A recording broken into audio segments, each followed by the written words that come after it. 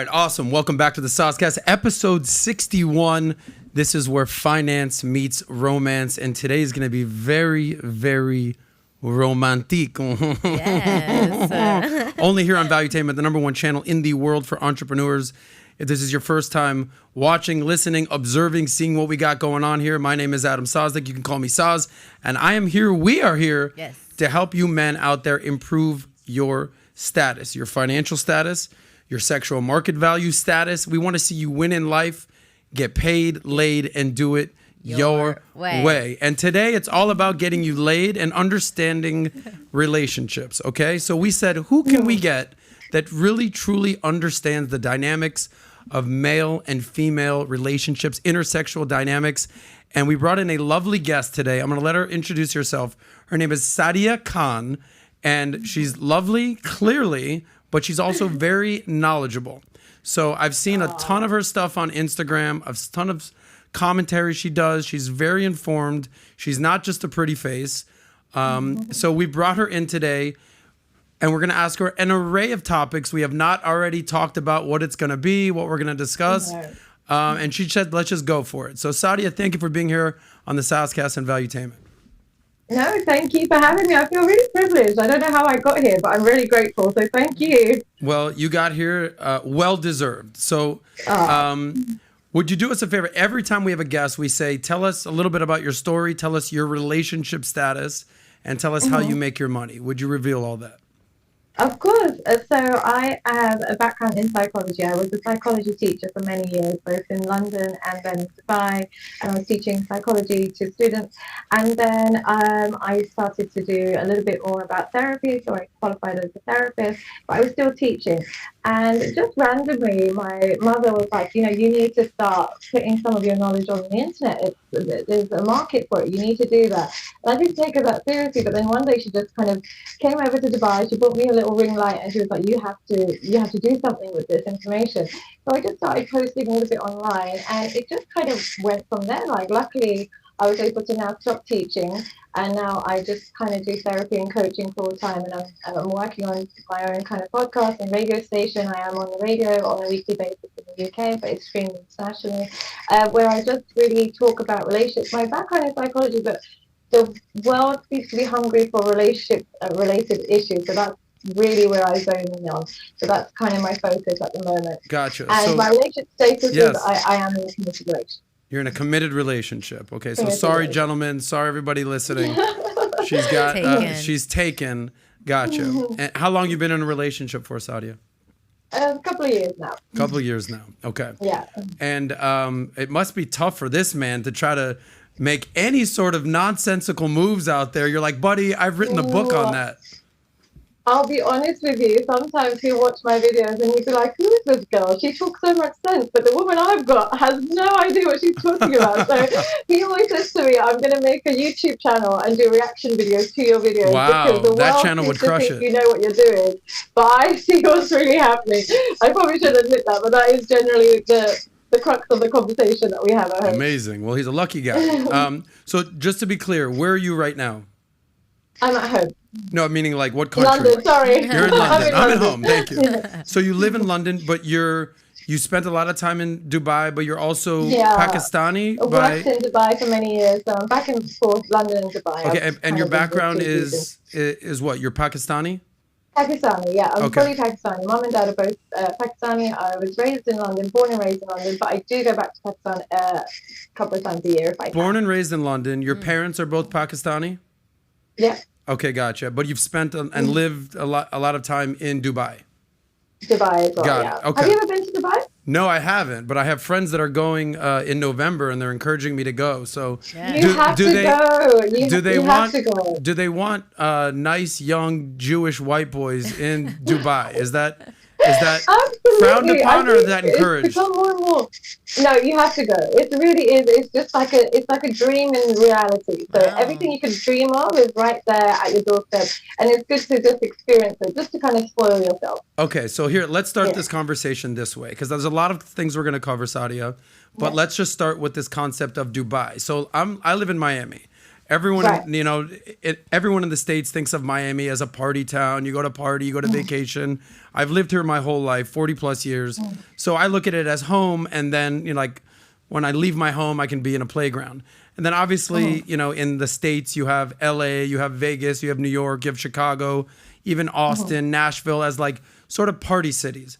But the when I first started hearing about Dubai, I mean, I've heard of it. When I fully started hearing about Dubai, it was when Instagram started becoming a thing. 2012, 2013, 2014. And the running joke was all these women, very attractive Instagram type women, were going to Dubai and they were having the time of their lives, posting pictures, having a great time. The one thing they were not doing was tagging their sponsor. So are you familiar with this concept of tagging your sponsor? You know what it is? I cannot lie. Dubai really is. It's like you've walked into an Instagram feed wherever you go. So you'll go to the gym and it's like you see every girl that you followed on Instagram right there in person. You go to restaurants.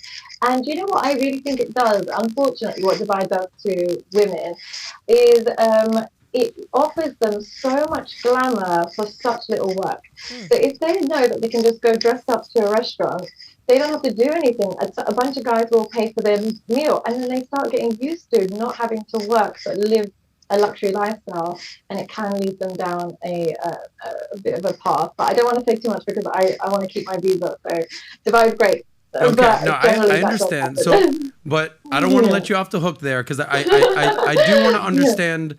And we're not talking shit about Dubai or even these women, but there is a transactional relationship.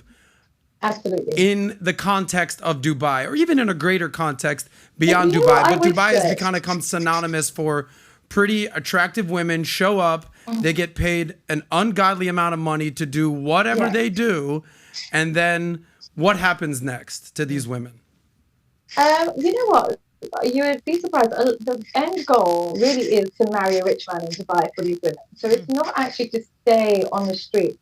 It is actually to get married and have that lifestyle, because the wife lifestyle is the one that everybody aspires to. That's the one with the nannies, the cooks, the chefs, and the great life, and the children. So everybody does aspire to that, but the process of getting there involves a lot of selling your soul. So that's what I would say, that I actually don't see it that badly as most people would, maybe because I've gotten used to it. But what I think it does is it makes people at the most raw form.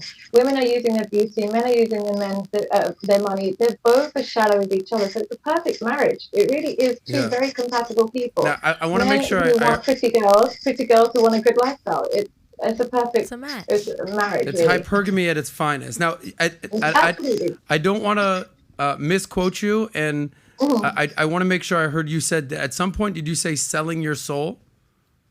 You did say that. Okay, go deeper on that. What is that? What do you actually mean by selling your soul? Do you know what I would say? It involves removing the desire for connection and replacing it with lifestyle. So women will walk into a room, and you'll ask girls in Dubai, I have many female friends in Dubai, and I'll ask them what's your type, and they cannot name a physical attribute, or a connection-based attribute. It is just, you have to have this, you have to do that. So when they walk into the room, they don't even know what they're attracted to, because they'll look at watches and they'll look at cars, and they forget what their actual desires are, and they replace it with lifestyle. So that's why I would say you sell your soul a bit, because I feel like, not all, but the women have forgotten what they actually want in a man and replaced it with what they want in life, which is no shade. Whatever works for you. I don't think it's a bad way to look at life, but that's what I would say. There's no soul connection. It's more lifestyle.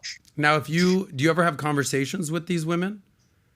I do. I'm very privy to the conversations they have with each other. So here's what I want you to do, Sadia. I'm very in the know. Okay, and I assume you are, because you're beautiful and intelligent, and you're there and you're connected, but you're also a psychology teacher, so you kind of understand the framework of what's going on here. Yeah. But like, fly on the wall, you and a girlfriend or two, you're just sitting there at a bar, kind of just talking. What are the summer conversations or questions that you ask these women when they're there in Dubai, quote unquote, selling their souls, not to be, Generalizing. get all dark and decrepit here, but what kind of conversations are you saying to them? What are you actually trying to understand or extract from them, and what are they telling you? What I'm genuinely curious about is how do they get there, and what is the end goal?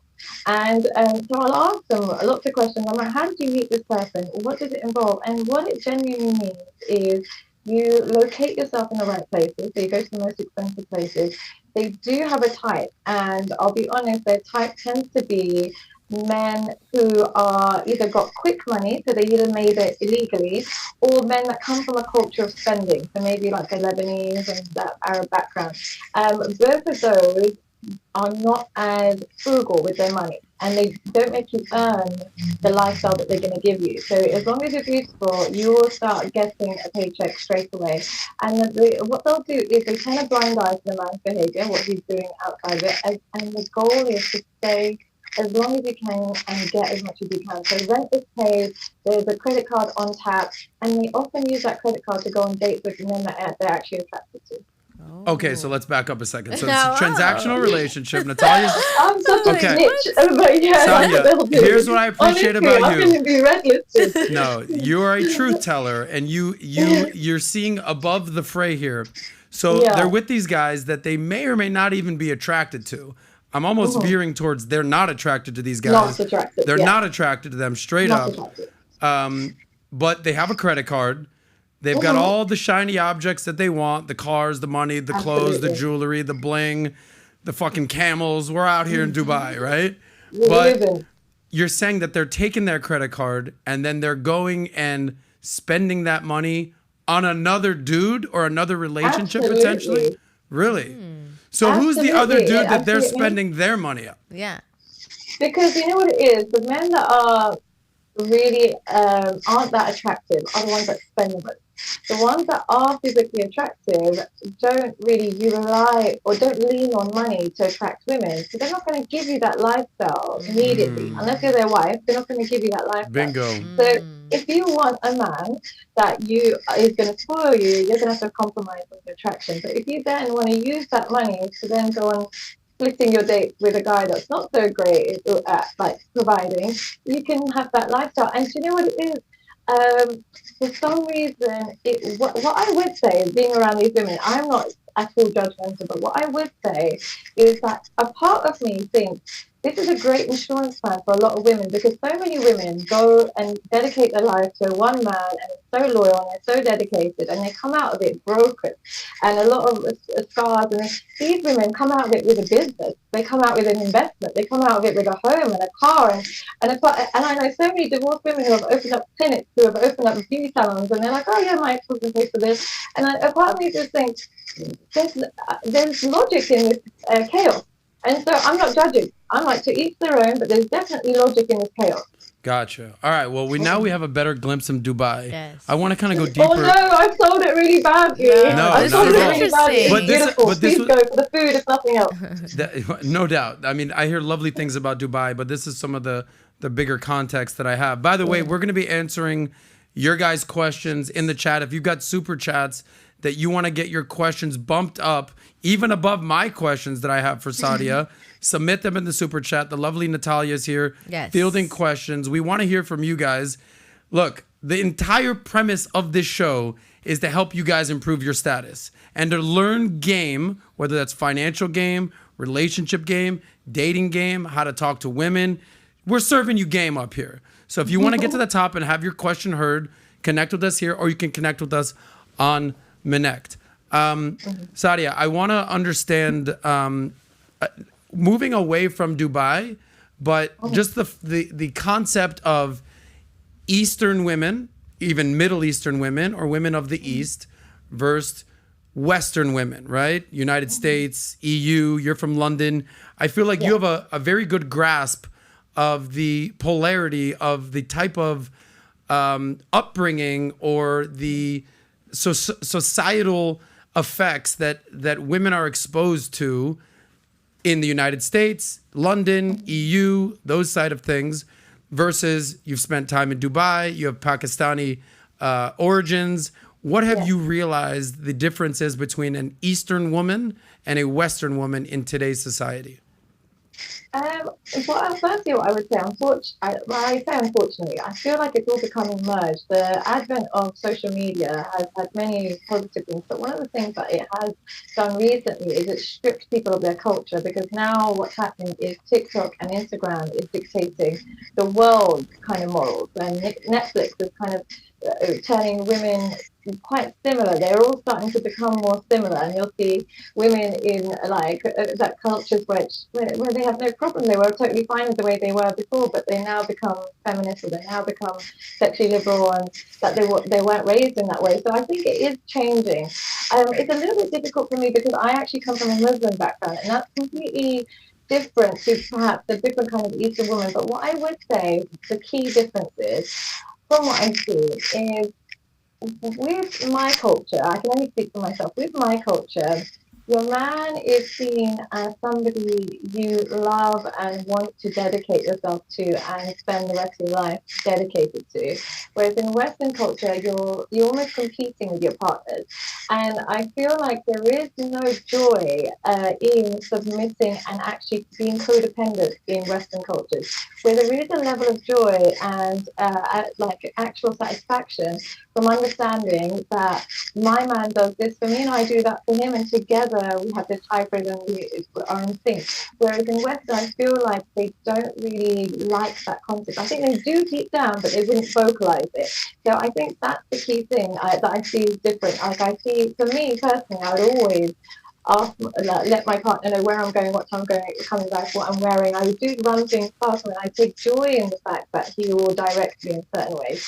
Whereas in Western culture, it seems a bit like him having any say in your life is negative, rather than seeing it as we have now created one life together, so why not have a say in each other's world? Gotcha. And have you deviated, because you've spent time in both cultures, have you seen your mind shift change? You said that you're Muslim, but being in London and obviously being on Instagram, how's that affected you personally? For me personally, it's difficult because I want to be more in line with my faith. I wish I was more in line with my faith. But the reality is, people only listen to you when they like the look of you. And that doesn't mean you have to be super attractive. It just means that you have to look familiar. You have to look like somebody that they can relate to. And with my religion, it is quite alien to the Western world. And I know that it would really limit my scope and the amount of people I could reach. And so I do understand that it is limited. And also my own vanity. My own vanity is one of the reasons why I kind of am, especially appearance-wise, was definitely far more Western. But it's difficult. What I found really difficult about being this way is that on the outside, I look like I'd be extremely Western. So I'd only attract Western men, and I would only attract Western kind of friends, and so on and so forth. But when you get to know me, my moral compass and my values are very traditional, and it would be really difficult for men to make sense of that, because they would think I'd be really cool about a lot of things, and I'd be really liberal and really independent. But really, I'm quite extremely traditional. So I think it led to a lot of difficult interactions for me personally growing up a lot. Yeah, the circling back to what you said before, the Eastern versus Western women, and I think this is a big concept these days, because a lot of which we'll talk about, whether I have discussions with Andrew Tate or Fresh and Fit, or even with Patrick Bet David, who is from Iran. This concept of Eastern and Western women and who's better, and is something that is constantly discussed. But you use two verbs when describing the difference between Eastern and Western women. You said that in the West, they are competing with their significant other, whereas in the East, they tend to be more submitting to their man. So break down the competition. I would say at least codependent. If not submissive, at least codependent. We enjoy being somewhat dependent on our partner. Okay. So what's wrong? Like, what are the negative consequences of a woman trying to compete with her man in a relationship? The main problem I would say from a relationship perspective is when you act like equals, it's all fun and games until you're fighting. And what happens when you're fighting as equals, when you're actually men and women, is that you forget you're completely different. So on a day-to-day, you can be equal, it's fine, you go to work, you come back, chores can be equal. But when you start getting into the mindset we're the same, when it comes to fighting, the man and women go at each other like they're the same, but they're not the same, especially in conflict. And in that moment, a man really still wants respect, and he wants to, and she will forget that this is the man that looks after me, and this is my man, and he needs me to be respectful with my time. And in that moment, woman still wants to be nurtured, even when they're being fight. They want him to go soften him and recognize she's getting upset and slow down and give her a kiss in the middle, and he'll forget that. Because they are thinking they're equal even during conflict, and they think that they have equal needs in a conflict when they don't.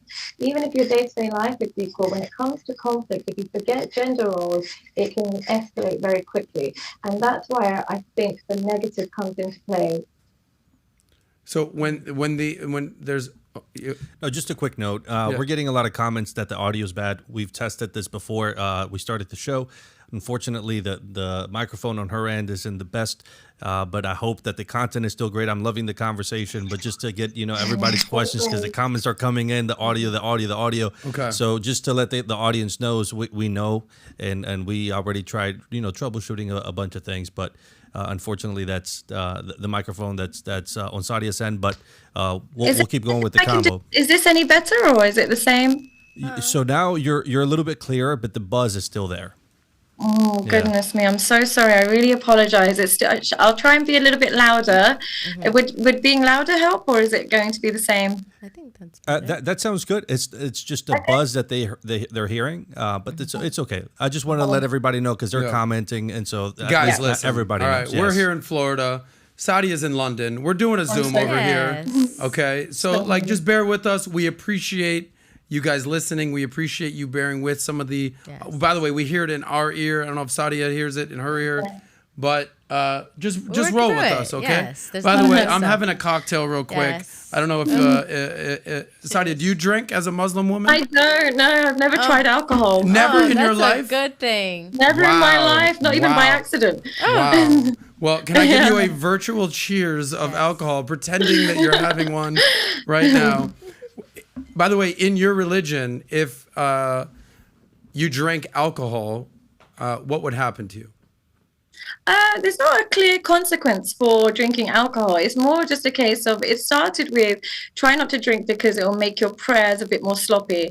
Then it became like try not to drink. There's a lot of harm in it in terms of your body. And then it was just like, okay, we actually need to stop drinking, because from drinking comes all the other sins. Right. So if you break that one, hopefully some of the other ones will lessen. Now, what type of sins? Because little about me, born and raised in Miami Beach, South Beach. I've been in the nightlife business. I've owned bars. I've owned restaurants, or I've worked in restaurants. I have bars. I have given women many a drinks during my day, and they have done many a sins, let's just say, due to the alcohol. Thank you. So when you're saying that a woman would sin, what does that mean in terms of alcohol? Or men and women, I would say it goes to both. But I can't speak on everyone's behalf, but I would imagine that I know how many things I regret in a sober state, in terms of my temper and all this stuff. So if all my emotions were heightened, I can only imagine it would lead to a plethora of other kind of regrets. I'm sure there's lots of fun to be had. I can't say because I've never drank, but I'm sure there's loads of fun to be had, but everything comes at a cost, so I'm guessing there's lots of regrets. And I would imagine they're more, because alcohol is consumed in usually a party environment, I would imagine they're more sexual sins or like temper sins or something along those lines. Nat, could you imagine? Yes. She's never drank. Yeah. I mean, you're having a cocktail right now, little sinner girl. Yes. What? It's okay.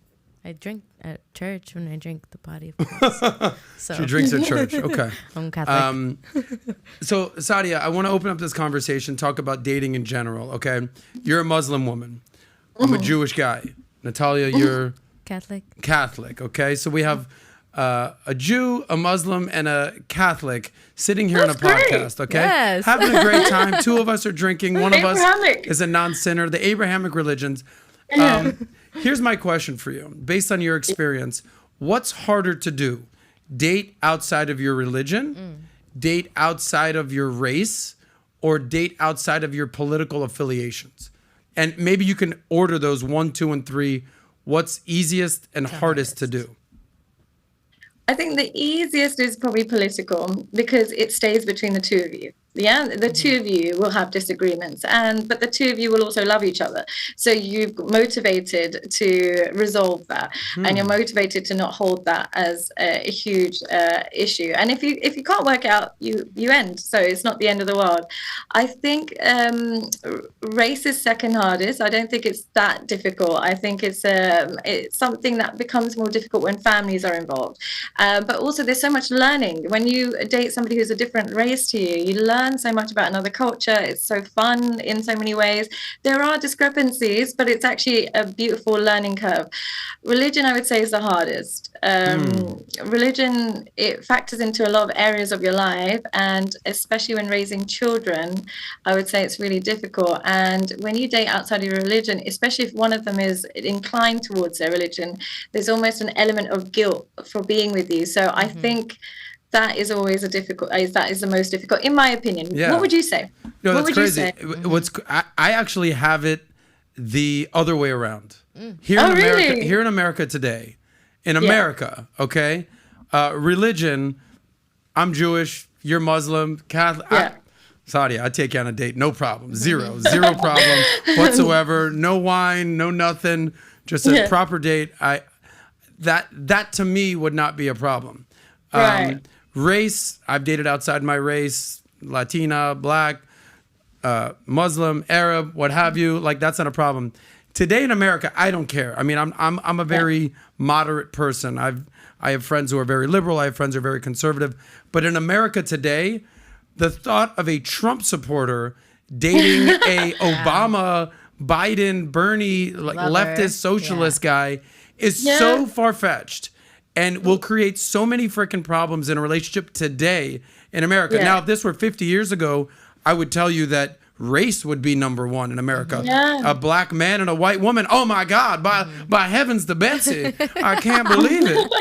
But today in America, we're in such a fractured situation and divided in America today that I think polar opposites, if you're a hardcore Trump supporter or you're a hardcore Democrat, that's going to be very hard to work on a relationship. That's my thought. Yeah, I forget it's completely different in America. You take your politics really seriously. Like, a lot of people in England wouldn't even know the difference between the parties, but you guys take it seriously, right? Yes. Yeah, so you're saying that like a Nigel Farage and a Jeremy Corbyn supporter, and a Boris Johnson supporter, they're fine. It's but I would say one thing: when you aren't attached to a religion and you're not that attached to your race, because everybody needs structure, they become more attached to their government and what's going on in that world. And they become more passionate about laws and abortion and all these things, because everybody craves some form of worship. I think everybody craves some kind of structure, some moral compass. And when it's not from your religion, it's not from your culture, you'll seek it somewhere. And I think that's why governments play so much more of a role in when people aren't so religious, because that becomes their focus. I actually fully agree with you on that, Sadia. I've heard that before, that especially, look, in America, have you spent a lot of time in America? And not enough. I have been many times to New York and LA, and it's literally my favorite places ever. And I haven't been to Miami. I really want to come to Miami. Yeah, you can't say that without coming. Invite me. You're but invited. Next time. But I do love America. But the concept of politics replacing religion, especially, the fastest growing religion in America is non-believer, right? So like, that is the fastest growing religion, whether it's agnostic or atheist, just non-believer. That's the fastest growing religion in the United States. So what replaces that, much like what you referenced, is politics or government or ideology that has taken the place for religious ideology. And also celebrities. Celebrities would have a huge impact as well, because it's human nature to worship. whether we believe it or not, whether we accept it or not, people would worship suns and moons before there was the advent of religion, because it's human nature to seek hope, and it's human nature to seek guidance. And if they also find, like, lots of research with children that don't have a religious background, they are intense fans of celebrities, like really intense fans of football players, or like the Kardashians or whatever it is, because we actually do seek some guidance. So I can understand why in America it would definitely be your governmental views would have such an impact on your relationship. Got it. Before we move on to another, let me just one more question regarding the Eastern and Western philosophies. These days, we're seeing a lot of protests in Iran, right? The women in Iran removing the headscarves, the hijabs, basically over the totalitarian government or the technocrats, or not technocrats, but basically the Iranian mullahs that are basically ruling the country and not, letting women do as they please, right? So as someone who is Muslim and as someone Pakistani descent, living in Dubai, what's your take on what's happening in Iran with these women today? Unfortunately, because I'm not well enough informed enough, I don't like to comment. But the only thing I would say is I really like the fact that everybody's supporting Iranians' women's free rights in that area, and really encouraging them to do whatever makes them happy. And if that means revolting against the government and taking the hijab off, encouraging them to do that. And that's something I'm not against at all. My only issue with that is when France was banning women from wearing the hijab and women were protesting that they wanted to wear it, that energy wasn't the same. We didn't hear celebrities reposting and saying let them wear it or anything like that. So if we're arguing women should be allowed to do what we want, that needs to apply when it includes taking the hijab off as well as putting it on. So that's my only take on that. Gotcha. Should we give a quick little shout out to our sponsor real quick? Sure. By the way, this crazy question, Sadia, feel free not to even answer, but in the Middle East, men tend to be a little hairier. Yeah? They do. Why is that? You tell me, baby girl. I don't know. You're there.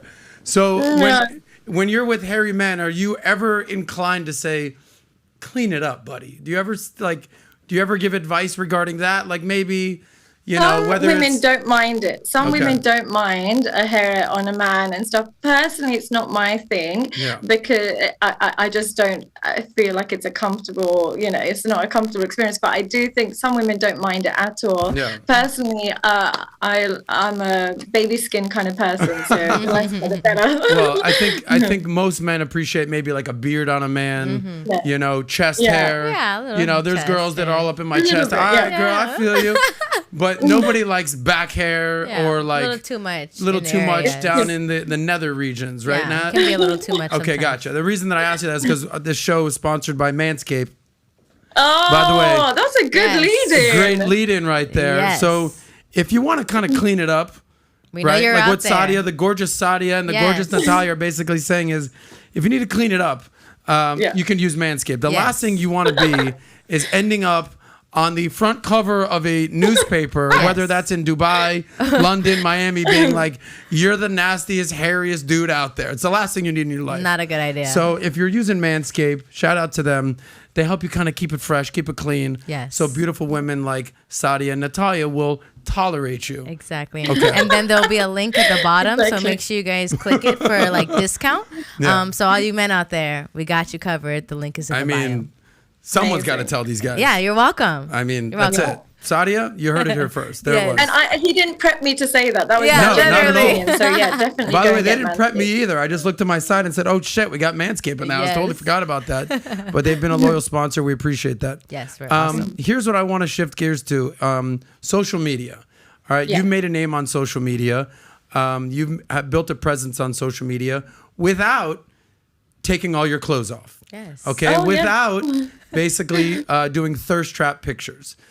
You've done it by being smart, beautiful, intelligent, providing value, and giving insight into what people want to understand. So this conversation of social media is, we had this conversation yesterday where basically, men, if you're age 21, let's say, and a woman age 21, for a guy age 21, you haven't made money yet. Right. You haven't had a career yet. You haven't done anything to contribute to society yet. You're not exactly going to garner a massive following. On the flip side, you could be 21. You could be a junior in University of Alabama, and you can start sending out some thirst trap, photos out there, and take your top off, show a little skin, bing, bing, bing, and next thing you know, you get 10,000, 100,000, million followers out there, and it's very hard for a man at that same age bracket to attain that woman that he might see in class every day. Because why? Enter dudes in Dubai being like, hey, baby girl, I'll fly you out here. Or whether it's guys in Miami or Vegas or LA, it's a global sexual marketplace. So there's young men out there, especially young men that are watching this, that are saying, oh my God, it's so hard for me to compete. What have you sort of if you could talk to young men out there as far as understanding it's going to take you time to compete in the marketplace, in the global marketplace, the sexual marketplace, to attain these types of beautiful women, what advice would you have for men, especially in the context of social media? Well, the first thing I would say, and I know this sounds random, is you're going to feel the urge to turn to pornography rather than chasing women, because they're going to seem unattainable, and the level of woman that you want and your eyes are now used to can only be met through social media and through pornography. But one of the dangers of that is what that does. You've got to remember, throughout time, men have struggled to get women. That's always been the case. It's just the difference is amplified now. But the reality is, back 50 years ago, a 21-year-old man would only know the 20 women in his class and nobody else. And if he didn't like them, he'd have no chance getting a woman. Yeah, not even 50 years ago, 20 years ago when I was 21. What would you do? If you don't like anybody in your class, you'd have to wait years to just bump into a beautiful girl in the shop, and then she might give you... It's always been difficult for men. But the difference in the past was they had to work on themselves to achieve sexual gratification. They had to realize that, okay, if I want a good woman, I'm going to have to court her, I'm going to have to behave myself, be a good guy, and I'm going to have to be going places to get her. We live in a world where you could get the sexual gratification without any of the work, and that can lead you down a path of where you don't feel the need to work out, you don't feel the need to be incredibly ambitious, you don't feel the need to work on your sense of humor, your charm, or your wit. So what it's going to lead to is the discrepancy between women and men is only going to get bigger if you go down that path. So what I would recommend is delay your gratification. If you know the difference between you and women it's really difficult for you right now, just remember, whoever you meet at 21 is not going to match you at 30. You're going to be a completely different league of man. So it doesn't matter if you're not getting the best at the moment. What I would say, though, is meeting a girl in your 20s who stabilizes you can actually lead to you achieving a lot of your potential. Whereas chasing women or using a lot of pornography and all this stuff, it drains your energy. It's a lot of energy being used in the wrong direction. So I would say just try not to worry too much. She doesn't have to be the top tier girl, because you're not at your top yet. A good person is fine, but try not to rely on pornography in the meantime. Try your best not to do that. It will demotivate you to fulfilling your potential. Yeah, I think let me just sort of echo what you're saying, because I can speak from life experience. When I was in college, let's say, and this is pre-social media, but when I was in college, I did very well with women. Why? Because I'm in the same college as these women, and we're at the same parties, we're in the same events. There's no social media. Nobody's flying her from Dubai, from Florida State University to Dubai. So things were good. I dated beautiful women. Life was good. But when I graduated college, okay, and I entered the real world now it's not, you're not at college parties. Now you're in real world parties. I'm not going to say that I struggled, but I definitely plateaued, where I was like, yo, I was getting all these hot girls in college, but now that I'm 22, 23, 24, why isn't this adding up? Okay. And then I realized, dude, it's you. Okay. I had, it's very difficult for a guy to say, well, these fucking girls, bro, they won't show me no attention. As a guy, it says, dude, you haven't made any money yet. You've kind of gained 15 pounds since college because you're working so much. You're not working out. You are not basically focusing. You don't have an agenda. You're drinking, you're partying. You don't have a clear, path where you want to go down. I was just kind of Going through BSing emotions. around. Yeah. And then ultimately, by the time that I turned 30 and I started making some real money, I got my shit together, I was in shape, it almost like got better than it was in college. So ultimately what I'm saying to men out there is like, it takes time for a guy. For a woman, you could be gorgeous and 22 and that's it. That's all you need to do. For a guy, you need to improve upon yourself. And the more that you work on yourself, later on, you'll be a lot better. It pays. It pays in the end, because I did a video once on why women have different rules for different men. And there's a rich man with status will get access to that same girl on the first night, whereas she'll make other men wait years to talk to her. And I always say it's because that CEO or that athlete or that celebrity, without talking, without saying one word, has shown you that he is valuable. I know if I'm talking to David Beckham, for instance, I know he's an athlete. I know he can talk in public. He's already done the groundwork. I don't need to make him wait. Whereas if I'm talking to Joe Schmo, I don't know anything about him. How can I make him skip the queue? So CEOs and athletes and all these people, they skip the queue because they've already demonstrated they have all the valuable traits women want. They don't have to show her. They exist in it. So that's what I would say is just become that, fulfill your potential, and you never have to chase a woman again. Look at that. Yeah, solve the problem. Yeah, okay. You want to add to that? So staying on that Instagram thing. So there was a time when I was single. If I saw a gorgeous girl on Instagram, a thought is what they be known as, or an Instagram, model, follow. Oh, she's hot. Follow. It can be very detrimental, in my opinion, to just start looking and, thirsting or simping after these type of women on Instagram. There's virtually no chance you're ever going to meet them in real life. They're all over the world. They're gorgeous, and it's like very distracting. What's your recommendation for men regarding looking at women on Instagram? Should they follow them? Should they unfollow them? Should they like their photos? Like, how should men operate in an Instagrammable world? Do you know what I would always say to everybody, men and women, is clean your feed. And what I mean by clean your feed, it doesn't just have to involve women. Any picture, any post that's going to provoke too much reaction out of you, try not to do it, because what will happen is that your brain will be overstimulated. And when it's overstimulated by a device, it's going to be understimulated by real life events.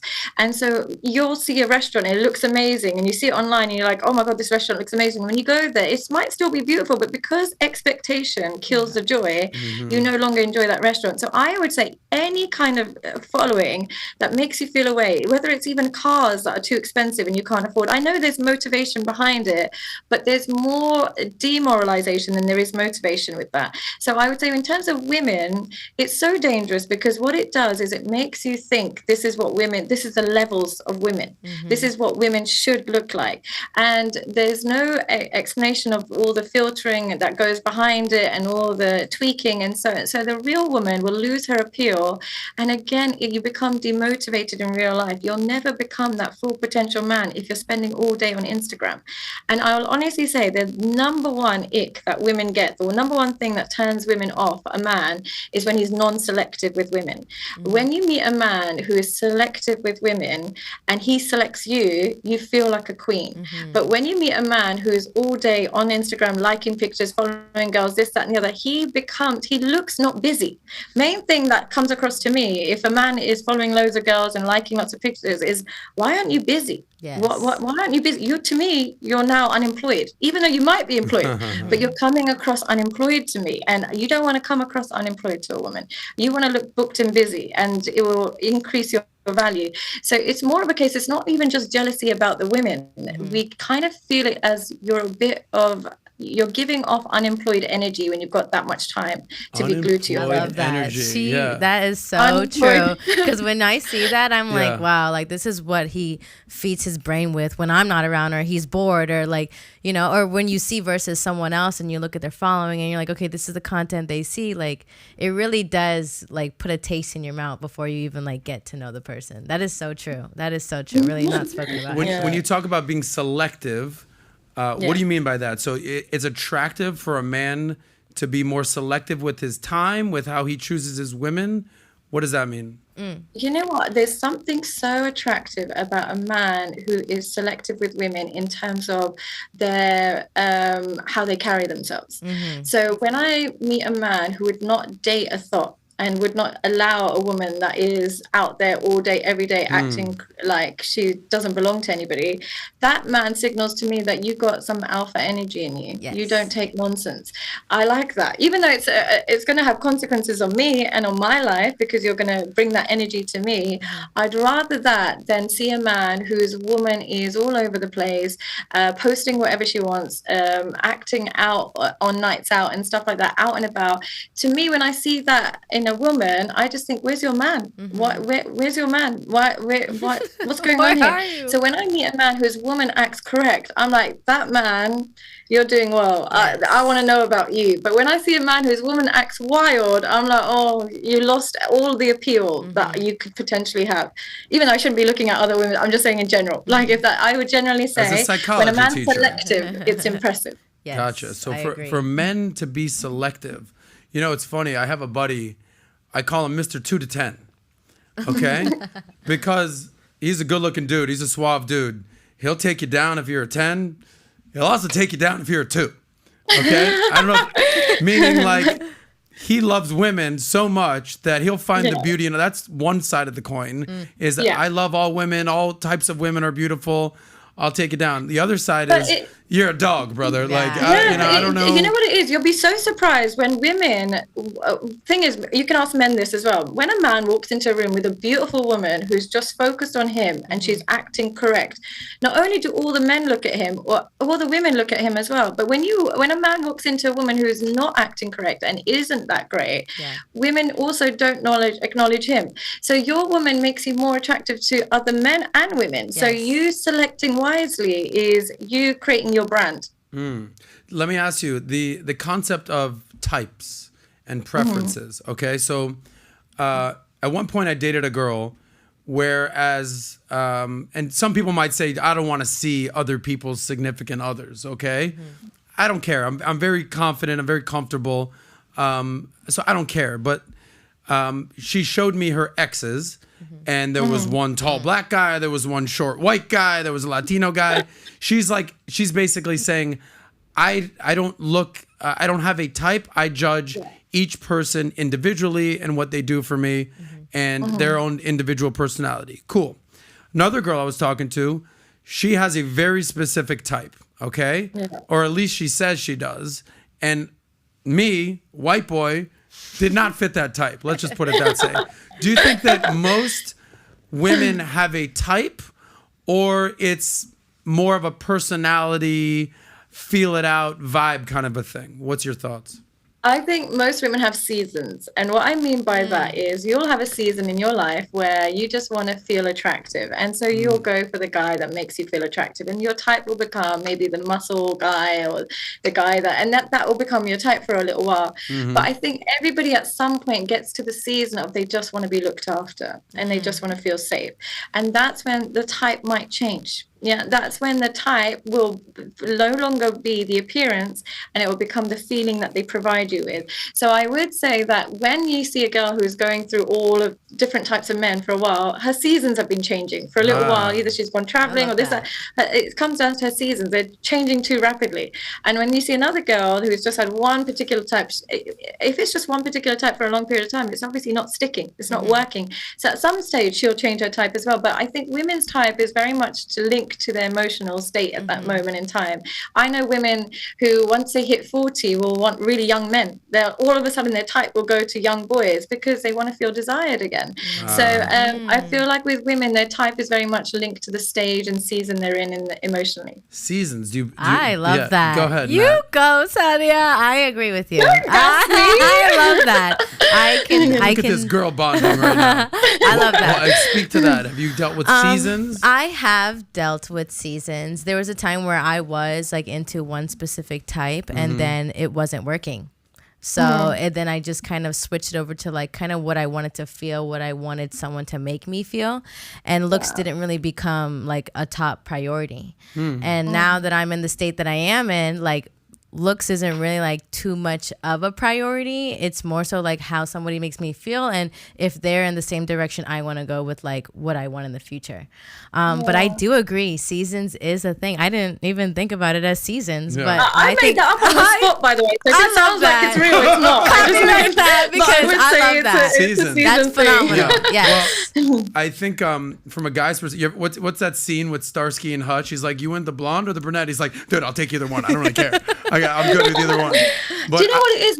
Men see the best in women, and we see the worst in men. So what I mean by that is men will see one quality. She might just have nice nails, or she might just have a nice like pair of legs, and that's enough for them to be interested. Whereas for us, all it takes is one quality to be bad to put us off. Yeah. He might just have the wrong nails or the wrong legs or whatever it is, and we put us. So it's just the way men are. They're so positive about women that they end up having less of less seasons. A woman could eye a guy down. Oh, he's looking good. Oh, he's clearly got it going on. Oh, he's looking. Ugh, look at those shoes. I'm out. Like a guy will never not sleep with a girl because of her shoes. Yeah. But I will say this. It's very important as a guy to kind of have a pack mentality. Like it is important for a guy to be able to go out by himself and just feel comfortable by himself, sit at a bar and just, do you. That is very important. But that's few and far between. Most guys need to be able to run with a few guys. And I will say that if you're going to go out with some guys, it is very important for you and your bestie and your homies not to be interested in the exact type of woman. Okay, so for instance, I went through my blonde season up until I was like 35. And then I'm like, I am out on blondes. I am all in on brunettes. So like, for instance, if Sadia walked in a room, right, I'd be like, boom, gorgeous brunette. I'm all over it. Whereas my buddy, he only talks to blondes. So if you're going to run into it with like a crew of guys and you guys are going to go out and, listen, let's be real here. Guys, when they go out, if they're single, they're on the hunt. Like you're on the hunt. You're going out. I'm not saying like you're looking for sex all the time, but like you want to go out, you want to interact with women, you want to have a good time. But it's very good to have a homie that's like, okay, you got the brunette, I got the blonde. All right, I'll take the big girl. All good, no problem. Boom. It's very important. Do girls have that same mentality when they're going out? Let's say you and two of your girlfriends, you're going out to dinner, and there's a group of men. You're like, okay, cool. I'll take the tall, attractive one. I'll take the short, fat, balding, rich one. He's clearly paying for everything. I'll take the muscle guy. That guy seems pretty Johnny Depp sensitive vibe. How do women operate in that context? Do you know what I would say? With men, it's far more light. If you both like the same girl and she chooses one, you can make fun of each other at the end of it, and she will almost enjoy the idea that there's two of you liking her, and it becomes fun. And it's natural to compete, and it's not the worst thing in the world. With women, they can be the best of friends, and all it takes is one man to come in between, and it can ruin a relationship. I always say women are friends up until a man's involved.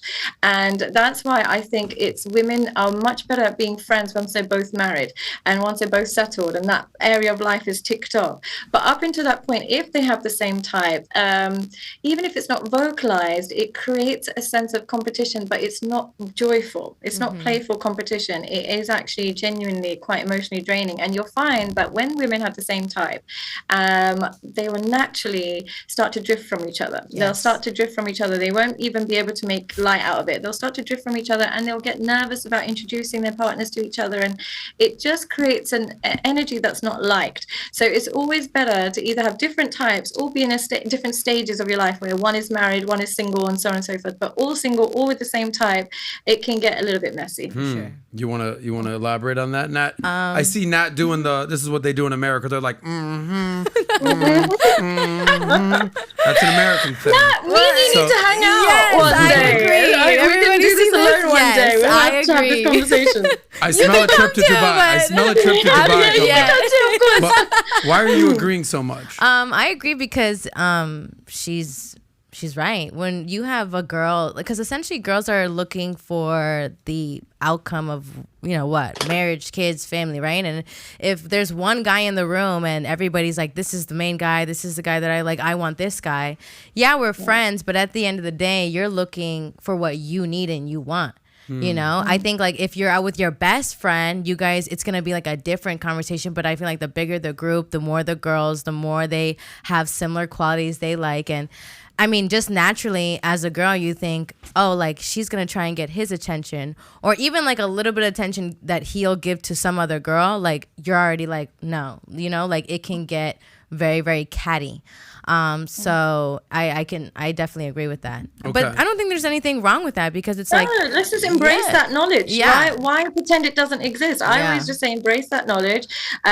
Select where you go well with what friends. There'll be some friends on a night out that you've got different kind of tapes. Like they're the ones that you go on nights out with. Right. Other friends where it's a bit different and it can risk your friendship. Maybe just go for dinners, lunches, and all that stuff. You just pick your poison, because let's stop ignoring the facts and let's work with it. Yeah. Who's more competitive, men or women? In what? If you're going out, Okay. if you're going out and there's 3 single women, 3 single men, you're all just kind of going out, you're trying to figuring it out. Who's more competitive or catty in terms, like guys would be like, listen, bro, I kind of like this one. About this one. All right. Guys will kind of establish it. And if both 2 guys like the same girl, it's like, all right, bro, like rock, paper, scissors this thing, right? How do girls, like, on a greater level, how do women operate in that context? And who do you think is more competitive?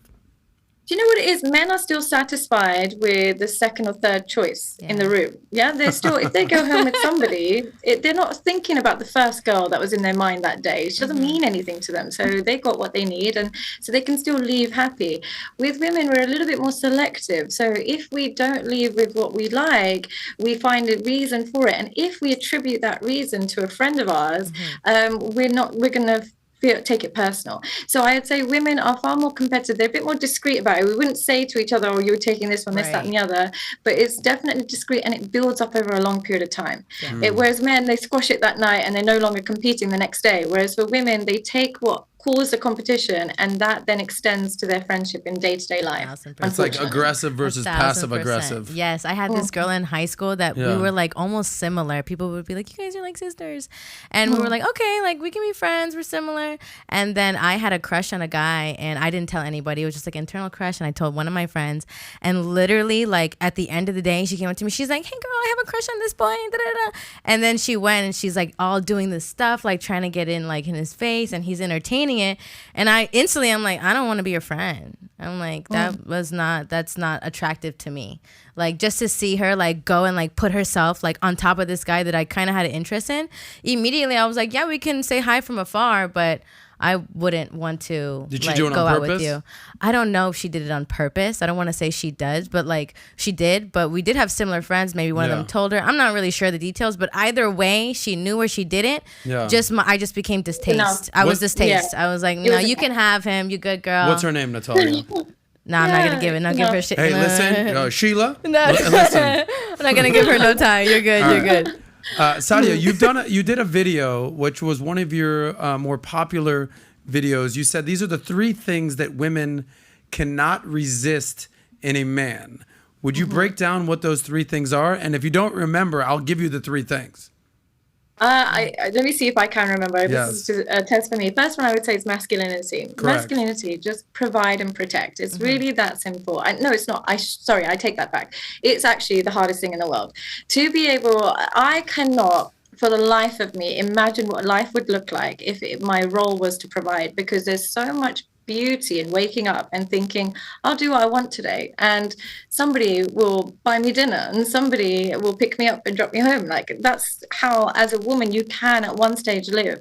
Whereas for a man, you could hate your job with a passion and still have to wake up and go and work 2 shifts because the family relies on you.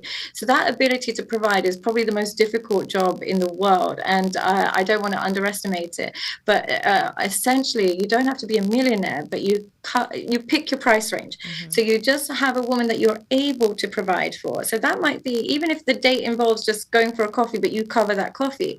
You pick your levels, but you provide. And protect is free. Protect just means call me when you get in. What time are you going to be home? Let me know when you're home. Let me know you're safe. Okay.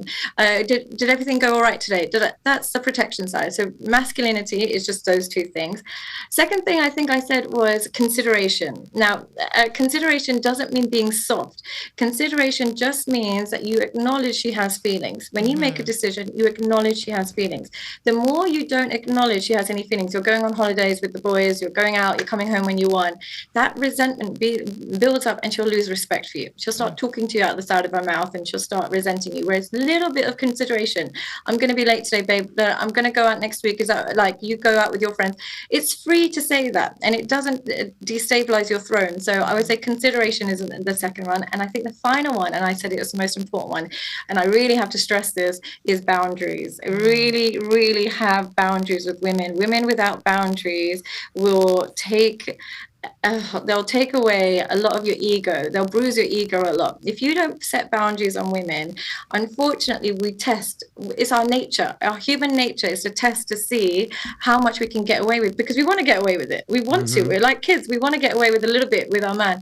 And if there's no boundaries, and if she never feels that you're going to leave her and you're going to take her nonsense, it means she has a free-for-all to do whatever she wants. And there is a matter of time before she replaces you, because we're secretly craving boundaries. We want a man to bring out the best in us. We want a man that makes us act better.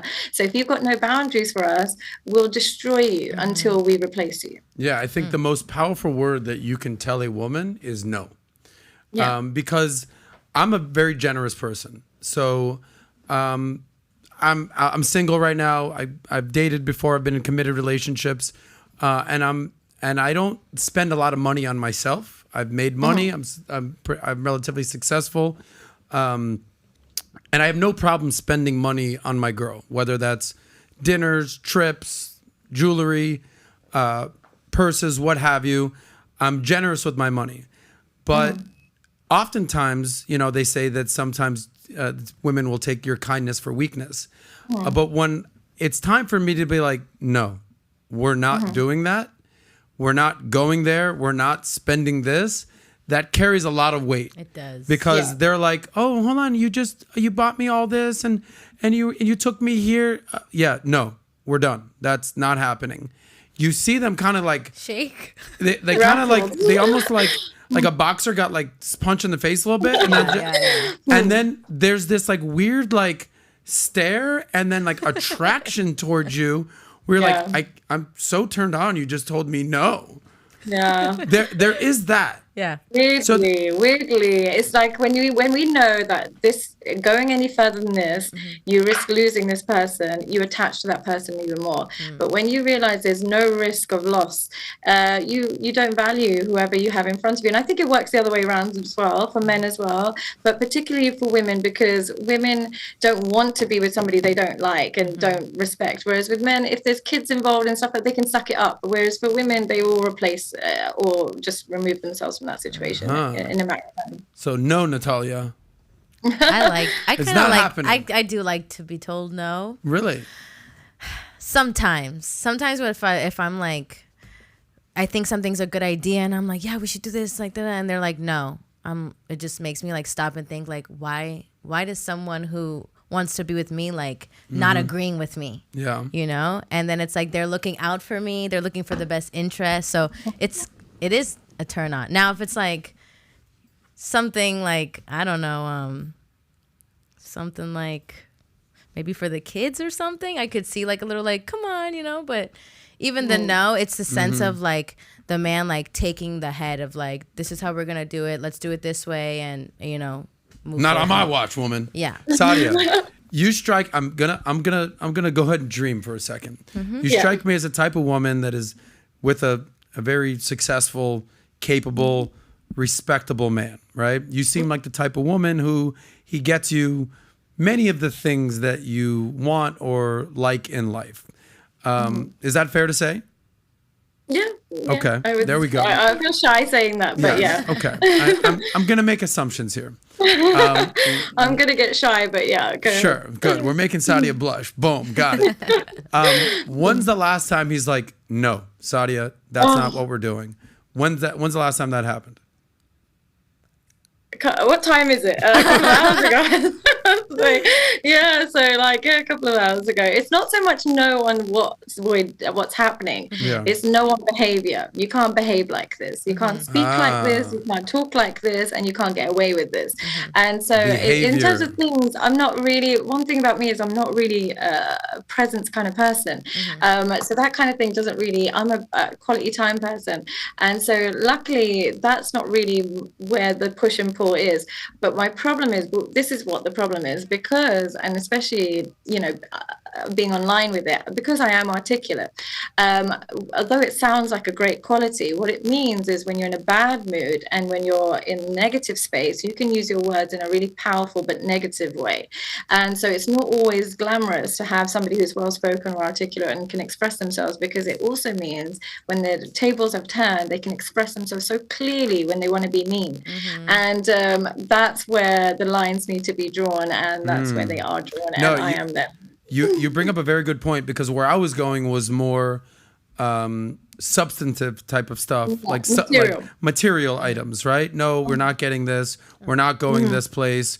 We're not going to do this tonight. This is not what we're doing. But you're absolutely right. Sometimes it is very imperative to a guy to say no. Like, I did not want you to say that or talk in that type of tone. That's not what we're doing here. We're at a business meeting. We're at family. We're at dinner. We're at work. We're in a club. This is not how you operate. And to set those boundaries, as an example, I think is very important, because women will sometimes get out of pocket. Sometimes they'll, like, I believe the term is called the shit test.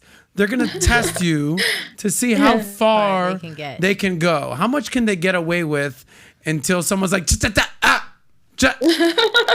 enough. Yeah. And it's human nature. It's men as well. It's men, it's children. You see it a lot with children. You even see it with your pets, with animals. They'll do it. It's nature. We all want to see how much we can get away with, but we also crave boundaries. Gotcha. And so, my boundaries don't really reside in the material space, because luckily for, my partner, I'm not really get me this, get me that kind of person. Naturally, it's just not my nature. But it is a case of, my tongue it's a weapon as well as a virtue. So gift and a curse. Absolutely. Sadia. So masculinity, consideration, and boundaries. Gentlemen, I hope you took something from there. Sadia, I want to ask you a question. So do you watch Netflix ever? I do, not as much as I probably should. I'm not really in the know with everything, but I do try and I don't watch Netflix at all. Okay, but I just found out that the second most popular show ever is this show about Jeffrey Dahmer, the serial killer. Okay, so What was the most popular? What was the most popular? Do you know? It was Stranger Things. Stranger Things season 4. Okay, so that's on valuetainment.com, our website. They had an article out there, but number 2 is this Jeffrey Dahmer, a serial. And there's other shows out there, Making a Murderer and crime documentaries and these types of series, and Charles Manson and these serial killer vibes. And it's no secret that women are obsessed with these types of shows. Some men too, but it's mostly women. Why are women so obsessed with these types of shows, serial killers, even bad boys, toxic relationships? What is it about these types of naughty things that women are so obsessed about? Do you know, I think firstly, we're more fascinated by human nature. We're genuinely more fascinated in people than things. So men can watch a whole show about making a car, and for us, we like to see connections, and we like to see relationships, and we like to see people. That's why reality shows are so much more it got such a bigger female market. So we're more interested in human nature as a whole. The other thing is we're naturally more adept at handling and experiencing negative emotion. We experience negative emotion all the time. Women, especially towards the hormonal periods and so on and so forth, negative emotion like neurotic and anxiety and this type of things, it's just part of how being a woman, it's so ingrained in us. Whereas for men, they don't get that, they don't experience it. And why would they induce negative energy into their soul? They can't understand why you would watch something so negative and so gruesome. For us, we experience it all the time anyway, so we might as well learn something in the process. So I do think we have a better curiosity for human nature. We like to see connections and things and then see how it turns, and generally we're better with the negative emotion. We handle it more than men can. Sadia, we got about 10 minutes left with you, so let me give you a couple last questions before we wrap things up. And I'd love to do a round 2 when we figure out the audio and all that, but I've enjoyed this immensely. Since they're obsessed with human nature and watching these crime documentaries and murder mysteries and toxic relationships, the exact opposite is, Mr. Nice Guy and nice guys out there. What is it about nice guys that women are just so not into? Do you know what the problem is? It's how we define nice guys. Now, a lot of guys who lack masculine energy, who don't have any masculinity, lean towards being nice because they don't have masculine energy. And so they say, I'm a nice guy and I get no girls. But really what women want is a masculine man who has the opportunity to be bad, has the ability to be bad, but chooses to be kind and chooses to do the right thing. We don't want it to be a default. So if I meet a guy who plays video games all day, is really not taking care of himself, watches a lot of porn, doesn't cheat, doesn't do anything wrong, and is nice to everybody, he's nice out of default. He doesn't have options in his life to be difficult. He doesn't have women that he can be abusive to or negative to. He doesn't have that option. And so him being nice is due to the lack of alternatives. Whereas if I meet a man who is successful and attractive and has all of those traits, but then chooses to do the right thing, that is far more attractive. And even if he chooses to do the wrong thing, that's still more attractive than the guy who's nice out of default. So that's what it is. Do you have masculine energy? Because the lack of masculine energy can't be the reason why you're nice. It has to be a choice, and you have to have alternatives available to you. So by default, you should be sort of a badass dude, almost like an asshole, a little rugged, little, not conforming. And then when you meet the right girl, choose to be nice, choose to be sweet, do the nice things for that woman, make her feel special. Well, just doing that makes them feel special, because it's like a girl knows like this guy is kind of like, set in his ways. He's a little bit of a sassy guy, but when you see him like behave in like a kind manner to you, you're like, wow, he's able to kind of take that back and like really consider how it would make me feel when you approach me and adjust the way you have that conversation. So 1,000%. I agree with that. Yeah. Okay. But we like a little bad, just a little. You like a little bad boy. Yeah, we like the bad, but it's like, just learn how to, when you do talk to a girl, like show that side of like you can be kind. Okay, but not too kind. Not too. Kind. 2 more questions for you, and then we're gonna do what I would call a speed round here. Okay. Okay. I've asked many men this questions. I'll ask you as a psychology professor who happens to be a beautiful woman. Are OnlyFans women wifey material? No. And I would always say, it depends. Lots of people will say, define wife. Wife is defined by loyalty, and exposing your body is not loyalty. And just like I would say that a man, there's lots of things that make men not marriage material, but an OnlyFans girl is definitely a boss. She's definitely making really, really good money a lot of the time, and she's independent. But wife is defined by modesty and loyalty. And a girlfriend is not defined by that, and a part-time girlfriend isn't. So definitely she has those traits. And I'm not saying she would be a bad partner or she would be a bad mother, but wife means long-term monogamous relationship. By exposing yourself on the internet to strangers in exchange for money, you don't have traditional values, and you're definitely not monogamous, because monogamy doesn't involve exposing yourself to strangers. So it's just not. And there's nothing wrong with not being wife material, by the way. You don't have to be wife material. Life isn't about being wife material. But if you're on OnlyFans, you're not. It just is what it is. Damn. Spoken. Do you disagree, Nat? No, I wouldn't disagree. I think like there may be like a situational like exception, like Allie, like we had on yesterday. Who is already married, though. But she's married. She does OnlyFans, and she does it with her husband, and they agree on it. Wow. I think that's different than like just like a girl single doing it alone, and then she's looking for a husband and trying to be on that same level of the girls who don't. Now you know. Last question, and then we'll go to the rapid fire round. That's the alcohol speaking. You see that? You see how I slurred my word right there? Haram. That doesn't. Haram. I just got harammed all over this thing. Get out of here. One drink, sloppy.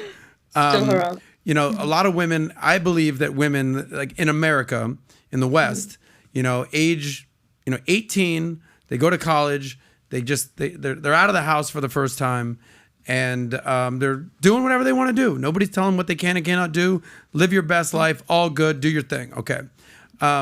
They graduate, they're 22, they're 23, and they venture out into the world, and they enter into what is known as their hoe phase. Okay, they're sleeping around, they're having a great time. Do your thing. By the time that they're late 20s, early 30s, they're saying, okay, all right, hoe phase is up. Time for me to grow up. Do you think a hoe phase is detrimental for a woman, or that every woman should kind of experience, multiple men, kind of pick their flavor, so they once they settle down, they'll know what they're into? The hoe phase is the most detrimental thing a woman can do to her mental health. It absolutely makes no sense, because what you do in the process is, you drop your standards in the men that you're dating because you see it as a short-term status. And when you drop your standards, that becomes your new level. So without you realizing, every time you meet a guy that doesn't text you back and doesn't call you and doesn't take you on dates, that becomes your new level of expectation. So when you go to settle down, you are literally starting from the bottom up. And also, you cannot escape sexual intercourse without some wounds, because you're human, and each person will teach you something, good or bad. Good or bad, each person will teach you something. And the more you're allowed to teach you, the more you're allowed to wound you. And you're taking that baggage into a new relationship, and there's nothing positive from it. Whereas if you meet a woman who's just been with one man who's treated her really well, and then it didn't work out for whatever reasons, her standards are sky high when she goes into a dating pool. She'll be like, I want a guy that does this, that, and the other. And if he doesn't even get to talk to me. But when you meet a woman that's coming out of a hoe phase, all you have to do is text back once in a while, and she's ready to be with you. And it drops your level so much to a level that you can't pick it back up from. So I think it's the worst thing a woman can do for herself. There's going to be, and there's very little gain. Like, how great can a one night stand be? Like, it's just temporary validation. It's not pure pleasure. Pure pleasure comes from long term knowing each other's body. It's very rare that you'll massively enjoy it, and if you did massively enjoy it, you'll turn it into something. So one night stand, I can't understand. Got it. Sadia, there's going to be a lot of men watching this. They're going to be very upset with your answer. You're ruining some situations out there that they were sort of relying on from these women. I love it. No, you don't think so? No, I said I love it. Okay. Well, Natalya is a very nice lady, and she would never enter that type of phase. No. All right. Here's the list. This is what I want to kind of rapid fire with you with Sadia. I wrote down a bunch of relationships in the news, or famous relationships that people are very aware of. I want to get your take and just give sort of like a quick response, quick answer as to what is happening in these relationships, your take, and just break it down if you would. By the way,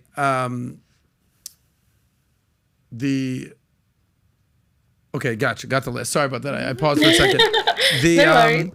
The first relationship that I want to get your take on. This is what I wanted to ask you. Before I ask you all this, if there's an ideal relationship out there that people know, not like, oh, my aunt, uncle, I love them, like they have a great relationship, they've been married 50 years. Nobody knows your aunt and uncle. Is there an ideal relationship that you can pinpoint and say, oh, that is a perfect marriage, that is a perfect relationship, I would aspire to have a relationship like that? What relationship comes to mind? It's hard because you don't know what's really going on, but I do like Ryan Reynolds and his wife. I do like the connection they have, but again, I'd always say it's difficult to know because you don't know what's going behind the scenes. But on the surface, if you've got two people that publicly respect each other, publicly don't embarrass each other, and have a family unit, that to me seems like a really impressive goal. Gotcha. And who is he's married to the actress? What's her name again? Blake Lively. Name Blake Lively. Yeah. That's it. Gotcha. Interesting. So you went American. Yeah. You know relationships all over the world, and the number one Yeah. relationship was Ryan Reynolds. I don't know Interesting. why that came to mind. You can tell I've been scrolling on TikTok today, can't you? Like, so definitely, I don't know why that came to mind, but yeah, Dude's a them two stud. came to mind. Dude's a stud. All right. So the first relationship, this is in the news right now. They're potentially getting divorced. They've hired divorce lawyers. I'm talking, of course, about Tom Brady and his supermodel wife, Gisele Bündchen. And apparently the influencer Jay Shetty, if you're familiar with him, he made a post about respecting somebody's time or their spirit, whatever the post was, and Gisele commented like with a prayer sign, like and almost like in agreement, which was basically an indication that like she wasn't getting what she wanted, she wasn't getting her quality time. So what's your take on the Tom Brady Gisele relationship? You know what? I would say that it's very difficult with celebrity relationships in general, but one of the problems with a supermodel and an athlete is supermodels, generally, they're not very good at accepting that men become indifferent to your beauty and they become indifferent to you. If you take an average looking woman and she gets with a man and over the 10, 20 years of being together, he doesn't crave or doesn't worship her, she can adapt to that adjustment. Taking a supermodel, the thing is they're so surrounded by people who tell them that they are God's gift and they would do this to be with them and so on and so forth. When they meet a man that becomes slowly indifferent, which is quite natural in marriages, they don't stomach it for long. So I would imagine it's difficult to be married to a supermodel and it's difficult to be married to an athlete. So for them to have gone as long as they have, that's still impressive. So my hats are off to them. Yeah, and I mean, he's, other than Michael Jordan, arguably the best athlete of our generation, certainly number one football player. Who do you think, if they do get divorced and they split up all their assets and they've got enough money to go around, he's, I believe, 45. She's in her early 40s. Who's in a better situation for the remainder of their lives? I think in the short term, women, once they've had their kids, they can really enjoy their life. Before they have kids, they are so fussy with the type of man they're going to mate with because they need to know that it's worth it. Once they've had their kids, they can almost become like a man and date the 28-year-old, or they can date a multi-billionaire. It doesn't matter. It really doesn't matter anymore. It's whoever they want. But again, it tends to be short-lived because they drop standards in that process. In the long run, I would imagine it's going to be easier for him, but with women, once they've got their kids, their long run goal changes. They don't measure their happiness based on the man they're with. They got their long term goal. Whereas for men, even after kids, they still need a relationship. They need connection because there's something about that stabilizes them. Whereas for women, children give them a big purpose. So I think in the long run, hopefully they'll all both be all right. But that's what I would imagine is a difference between the two. Let me tell you, I hear what you're saying. But the way I'm processing it is like, all right, cool, Gisele, divorce Tom Brady, okay? Good luck out there, baby girl. Go find a 7-time Super Bowl winning quarterback, model looks, role model human, great dad, multi-millionaire. Good luck going and finding that guy, Gisele, okay? Whereas on the flip side, Tom Brady could have supermodel after supermodel after supermodel after Instagram thought that whatever he wants. So I do appreciate I would imagine Gisele's I would imagine he'll perspective. go for a regular girl. I will imagine he'll go for a regular girl after this. I think after that, men will start, when they get to a certain age and stage, they replace chemistry with peace. And as long as somebody can give them peace, I think he might go for a regular girl. Well, speaking of peace, I think he's going to have a lot of pieces to pick up. He'll be all right. Tom Brady's going to just be fine. That's the GOAT right there. All right. I'm sure you've heard this before, but you do resemble a young lady that I used to be friends with named Kim Kardashian. Have you ever heard that before? I used to get it when I was younger, not so much anymore, but I did get it years ago. The beautiful brown hair, brunette, brown eyes, features. You kind of got a Kim K look. What the hell is happening with her relationship with Kanye? And then she went to Pete. She married one of my best friends, Chris Humphries. That was 10 plus years ago. So I was in the wedding. I've done I know her very well. I've spent time with them. So, but what makes some sense as to how you go from, 6'9" NBA player, 6 foot rapper, 6'2" Pete Davidson, like, what is Kim looking for as far as a relationship? Make some sense to as what Kim's dealing with. I think, like I said before, it was seasons. So when she was with Reggie, it was in her celebrity season. When she got with Chris, it was in her I want to get married season. I need to settle down season. And then when she met Kanye, I was in my lost season. I need guidance. And Kanye really took that role. He just kind of took control of her life, and he just said, let me sort it out, because coming out of a divorce, no matter how long or short it is, it's traumatizing. It really is traumatizing. So meeting somebody who says, don't worry about your trauma, let's just change your life, and I'm going to change your life and lead you in a completely different direction to what she had before, he did that for her, and he got a lot of he felt really important in that process. And now that he's lost that, he's kind of moving like a baby mama, like really dramatic, really like just really disrespectful, I would say, as well. I think it's disrespectful. He seems lost. Yeah.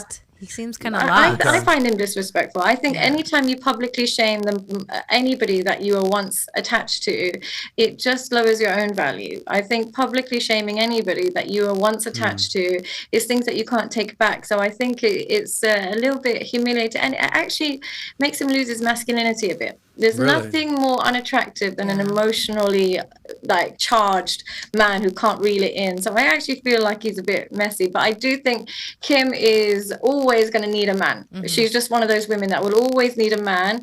And with Pete, she was in her season of let me just be young, free, and change up my type, but she'll go back to her original type. So she'll go back to black dudes. Which, hey, that's her type. No problem. People are always surprised to find out that my boy Chris is mixed, half black, half white. Because people are like, she dated because he's you know. Is he married now? What's he up to these days? He's still out there with his friend Saz, and they're out there in the streets doing their thing. We'll circle back to that. No, he's out there. Okay. So recently Patrick and I, PBD, we flew out to Madrid and we interviewed this guy called Andrew Tate, who's been a viral sensation. What's your take on this guy these days? Do you think he's disrespectful? Do you think he's a misogynist? Is it sort of like, no, I'm used to men like this because I'm from the Middle East and I'm from more of an Eastern culture? What's your take on Tate? I mean, his views are so not unfamiliar to me. Like my father is, traditional. So his views aren't unfamiliar. I don't find his views that unfamiliar, and I don't think he should have been banned. I don't think anyone should be banned just because they think differently. I think he is very intelligent and he's very informed. The only thing I would say is, it does feel like he faced a lot of rejection growing up. He comes across as somebody who was once so deeply rejected by women, and he's almost got like this such a power trip from now having them at the palm of his hand. So I can sense that there was a lot of rejection, and now that he's flipped it, but he's done the good thing where he's reflected and he's now teaching everybody the tricks to it. So I do feel like he is deeply scarred from what women did to him growing up, and now he's recovered and he's on the other end. But I don't think there's anything wrong in what he says particularly. I think even if it's a bit wild, don't we all have a few wild views? Don't we all say a few stupid things? He's just got more power and privilege with it. But I do think like to each their own. So being in from a Muslim background, you when I told you I had a sip of alcohol, you threw a haram my way. All right, I'm still reeling from that.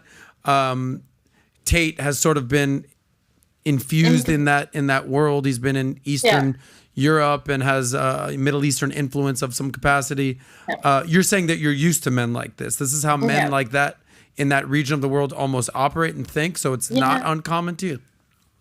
It's very common to me. I don't know if it's a good thing or a bad thing, but it is very common to me. I am very used to men being very aware of gender differences, having completely different views for men and women. But come with that is the flip side where they do provide for you in every area of your life. You don't have to ever fumble in your bag and fake pay or anything like that. So as much as it can be negative, there's so many positives in it as well. I've never paid a bill in my life with my parents or my dad or my brother or anything like that. Never even need to buy bread because it just wouldn't happen in our home. And if dad gives you money, you wouldn't even think to pay him back in a million years. So your man might do that. And so there's good and bad to it. He's definitely been influenced by, I think, a culture that's similar to mine, and it shows, but infused with the fun of the Western world, where he's got webcam girls and all of this stuff. So he's kind of picked the best of both and now lives his best life. Yeah. Can I just stay right there on the fact that you've never had to pay for anything? You're not even a loaf of bread. Is that because you're a pretty woman, or is that because, you know, that's how society works? Because I always say this, and, you know, this is Adam's canceled moment. There's nothing worse than being an unattractive woman. Okay? Yeah. Meaning, if you're unattractive, okay, and I mean that in two parts, outside, but also inside. Like, there's pretty women that I know that are very unattractive on the inside. Yeah. And then there's not so attractive women on the outside that are very pretty on the inside. But I'm talking about unattractive on the inside and on the outside. There's nothing worse. And nobody's going to pay for them. Nobody's going to treat them well. That's all. They're almost like lower than an incel kind of a guy, because that guy can at least fucking improve and make money. It's going to be very hard for an ugly girl to kind of figure it out. So you said I agree with that. I would definitely agree with that, because I see a lot of men online saying women have it so easy, women have it so easy. But no, a majority of women go through life feeling invisible as well, and competing with very visible women.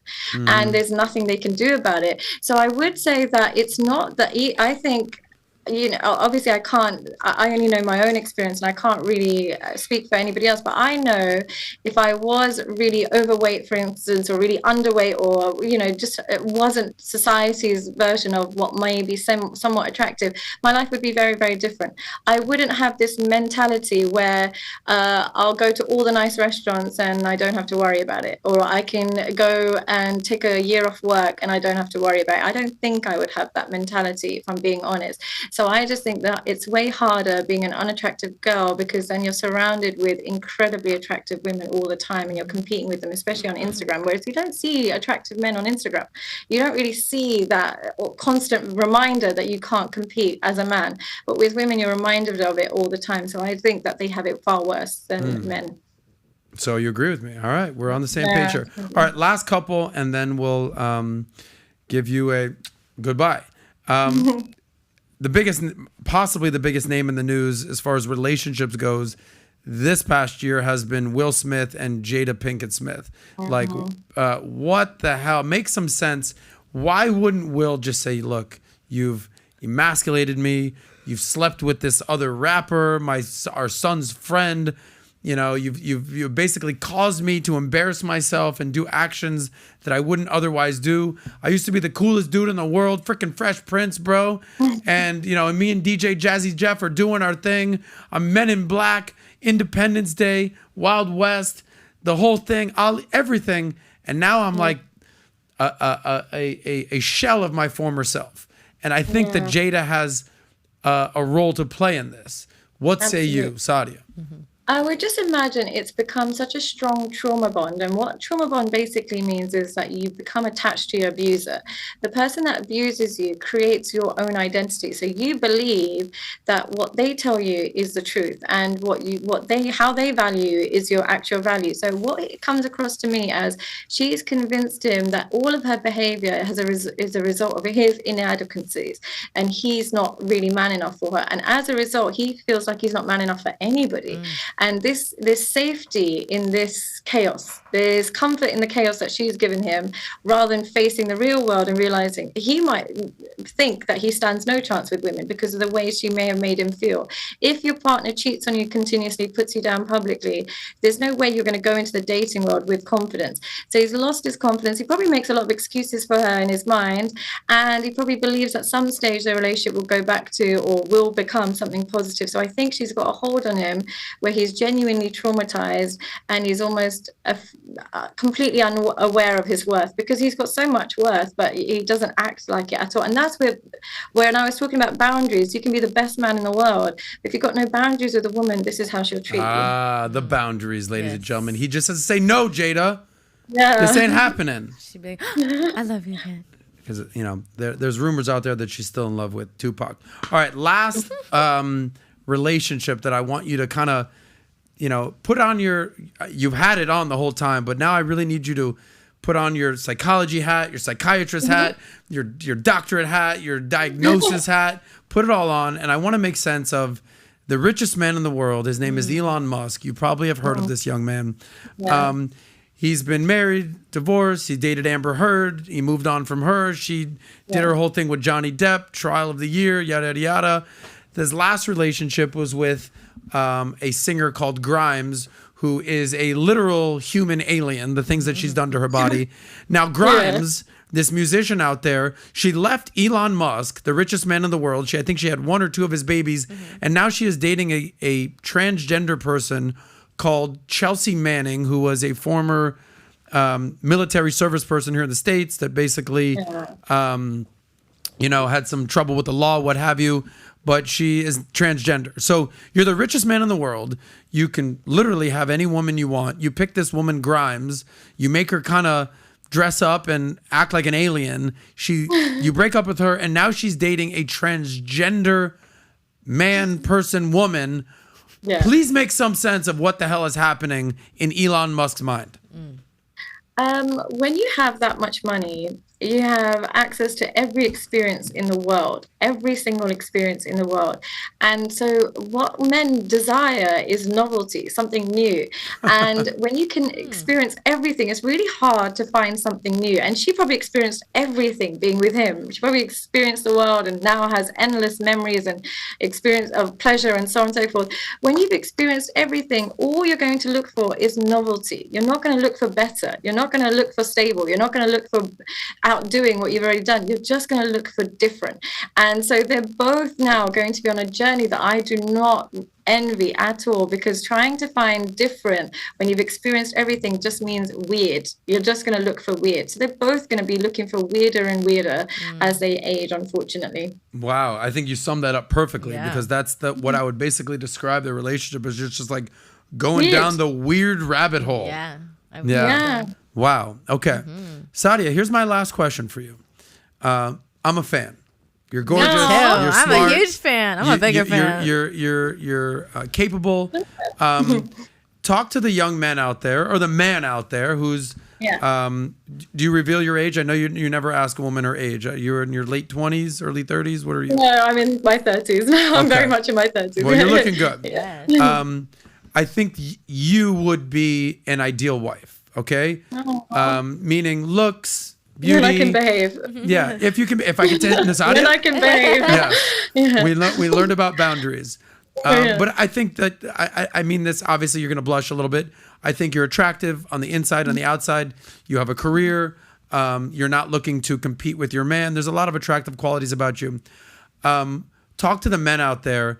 How can men, as they're going through life and they're trying to improve upon themselves, improve upon their status, land a woman like you? Oh, that's a really sweet question. I would say it takes discipline and fulfilling your potential. That's all it is. And not everybody's going to be a millionaire. Don't put pressure on yourself to be a millionaire. Not everyone's going to be having a six-pack or anything like that.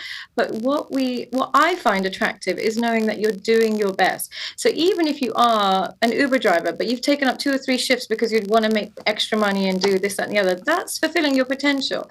Or if you're not in the best shape, but you take up a sport and you're really good at that sport, that's still fulfilling your potential. What a woman like me can't deal with is a man who's sat on his potential and not fulfilling it. Even if we're not fulfilling our potential, we still want to be inspired and led, and we can only be led by a man who you look at every day and think, God, you've done so much today. You woke up at this time and you've done that and you've done this meeting and that meeting. It's just inspiring to see a man fulfill his potential. He just becomes in the leadership role naturally. So when a man is fulfilling his potential, no woman is off limits. Wow. Yeah. When a man is fulfilling his potential, no woman is off limits. Listen, can I be honest with you? On one hand, I love the fairy tale answer. But Sadia, there's no chance a gorgeous, beautiful woman like you is dating an Uber driver. Okay? So I just don't see it happening. So there must be like another level, even if you're fulfilling your potential. There's a lot of young men out there that are. Be cute. We like a cute guy. I'm so So sorry. there it You have was. to be cute. You just okay. I'm so sorry. I wasn't gonna let be you off the cute. hook, I don't Sadia. know why I'm such a gotta be bitch. cute. I just if you're not cute, I don't know you. Period. Yes, there it is. Sorry. Well, listen, from one cute person to another cute person, two cute I'm people so over here. sorry. We appreciate you being on here, Sadia. Where can everyone find you so they can hear more of the lovely things you have to say? Go ahead. You can find me on Instagram and TikTok at Sadia Psychology, and also you can find me on UK Health Radio every week, where I will be. You can just send me your dilemmas, and it's a radio show where I'll be answering. I can either call you or I can just read out your answers. Anything you need, you just send me a DM, and I will be there for you.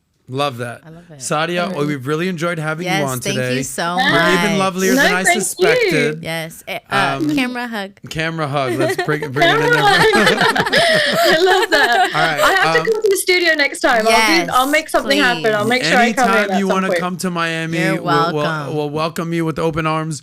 No drinking though. No Yes. haram. Yes. Haram. This is not happening. This is Nothing not haram. happening. I'll DM We'll you speak later soon. to debrief on everything here, but I really appreciate you being on, and we'll have to do this again sometime Yes. with better audio. Inshallah. I promise that. Yes. Okay. Awesome. Thank you so Bye, much. Sadia. Bye. Okay. That was great. What do you do now, E? That's it. You're off. You're good. Yes. Are you cutting off? Bye, Okay. guys. Yeah, no, I appreciate it. You I were love great. that. I really appreciate it. you. You were great. I think you really gave good insight for a lot of people today. So I really you. appreciate Eric. it. And we'll see you soon. Okay. Oh, did we lose her? All right. Anyway, she's let's still here. continue the show. Okay. Good. Oh, yeah, that's off. We're off. Okay, we're off. Okay, We'll thank see you. you. All right. Thank you so much for being with us. Okay. Yep. Turn it off, E. Yeah, cut it off. Thank you. All right. Anyway, let's Awesome. have a debrief. She's great. She's I lovely. love her. Girl Okay. crush. I love her. You ever got a girl crush on Yes, her now? I Okay. love it. She did a really good job, like explaining, but she also was very. She gave like good reasoning why, and I think that's important. Is like not just saying just something that you feel. I think it's important that you have somebody who can really consider all aspects. So that was really interesting to hear her Yeah. talk a little bit about that. Yeah. Is I'm that hearing you? the audio back. Is that your? Anyway, let's spend 5-10 minutes here and wrap up and answer any questions that we have today. Interesting conversation that we have. That's you. Yes. Okay. Silence. Okay. Chats. I'm sure the chat is like Adam's in love. I'm sure they're making comments like that. Yes. But by the way, There is. what's not to love about a girl like that? Of course. You see what I'm saying? Yeah. E, you got a mic there. Go ahead. I don't know if you got a camera, but go ahead. What'd you think about that girl? Oh, we're still Talking to you. We're still on. Are we not? Yeah, we're still on. Andres, we're still on? Yeah. Yeah. Oh. Okay. Guys, we still have a show going on here. Let's act like fucking okay. professionals here. Okay. Sadia left good. us. Yes. It's Natalya, Saz, and our producer, Eric. He's in the house. Andres, we're good? We're talking? Yes, we're good. Oh, that's We're great, live. guys. Good to know. Anyway, we can put the chat up here if you can. Eric, I told you this girl's lovely. She's attractive. Yeah. She's smart. She's capable. She's got a brain. She's got beauty. What's not to like? Nothing. She's awesome. I mean, she's a lot of what American women aren't. Today, Really? Right? So, and you know. And why do you say she's not what American women are? Well, Go ahead. I think Western women have been sold the idea that, you know, they can do anything a man can, which I don't think is true. Yeah. I think women compliment men, men compliment women. And it's very, after so many years of hearing that, it's kind of uncomfortable for them to hear it and Yeah. believe it, right? So, Right. yeah. Yeah. and Look, you've got an interesting take. I'm not going to put you on blast right now, but you're a traditional man. Correct. Okay. Do you have a camera on Yes, you or no? yes, You do. yes. How you feeling, buddy? Yes. I'm good. You're a traditional man, you know.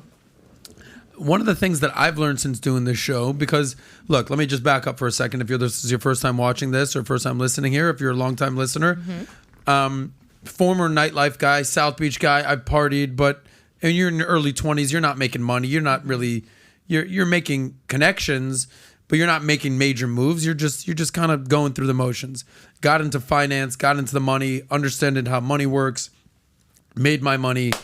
Now I have my show here at Valuetainment where it's connecting finance and romance, and I'm learning on the go. Yeah. Like, I wasn't aware of red pill community a Same. year ago. Same. Okay, there's a lot of red pill tendencies that I have, but I'm not full red pill. Yeah. Okay, but I also like to act like a gentleman and treat women in the right, proper way. Right. But I'm not fucking beta, you know, I'm not like Yeah. a cuck, you know. Yeah. So like life is all about balance. And I'm learning what I'm learning from the red pill space. I'm learning like Hafiz yesterday. Great. Like some people like Hafiz, some people don't like Hafiz. The guy's a G. Yeah. Okay. So the different strokes for different folks. But you know what I've learned, I think the biggest lesson as a single guy in his early 40s is that the world is huge. There's a lot of different women out there. And who you choose to marry or be in a relationship with is ultimately, if not the number one, in the top 2 or top 3 biggest decisions of your life. Your career, your woman, your kids, who you choose to have kids with. This is very, very important stuff. So if you're here in America and you're you know, I'm in Miami, you know, it's very easy to end up with a hot Miami Instagram hoe. Right. Like that's very easy to happen. I see them. They out there, okay? They're out there. In America, and you know, one of the things I've learned also is this concept of modern day feminism. And you know, women can do whatever a man can do. I don't need no man. I make my own money. It's like I've been very clear of where does that end up when you're in your 40s or in your 50s as a woman. To see a beautiful woman like that, who's smart, but also kind of like knows her place in the relationship. Right. It's refreshing. I've learned a lot. Do you have more hope out there?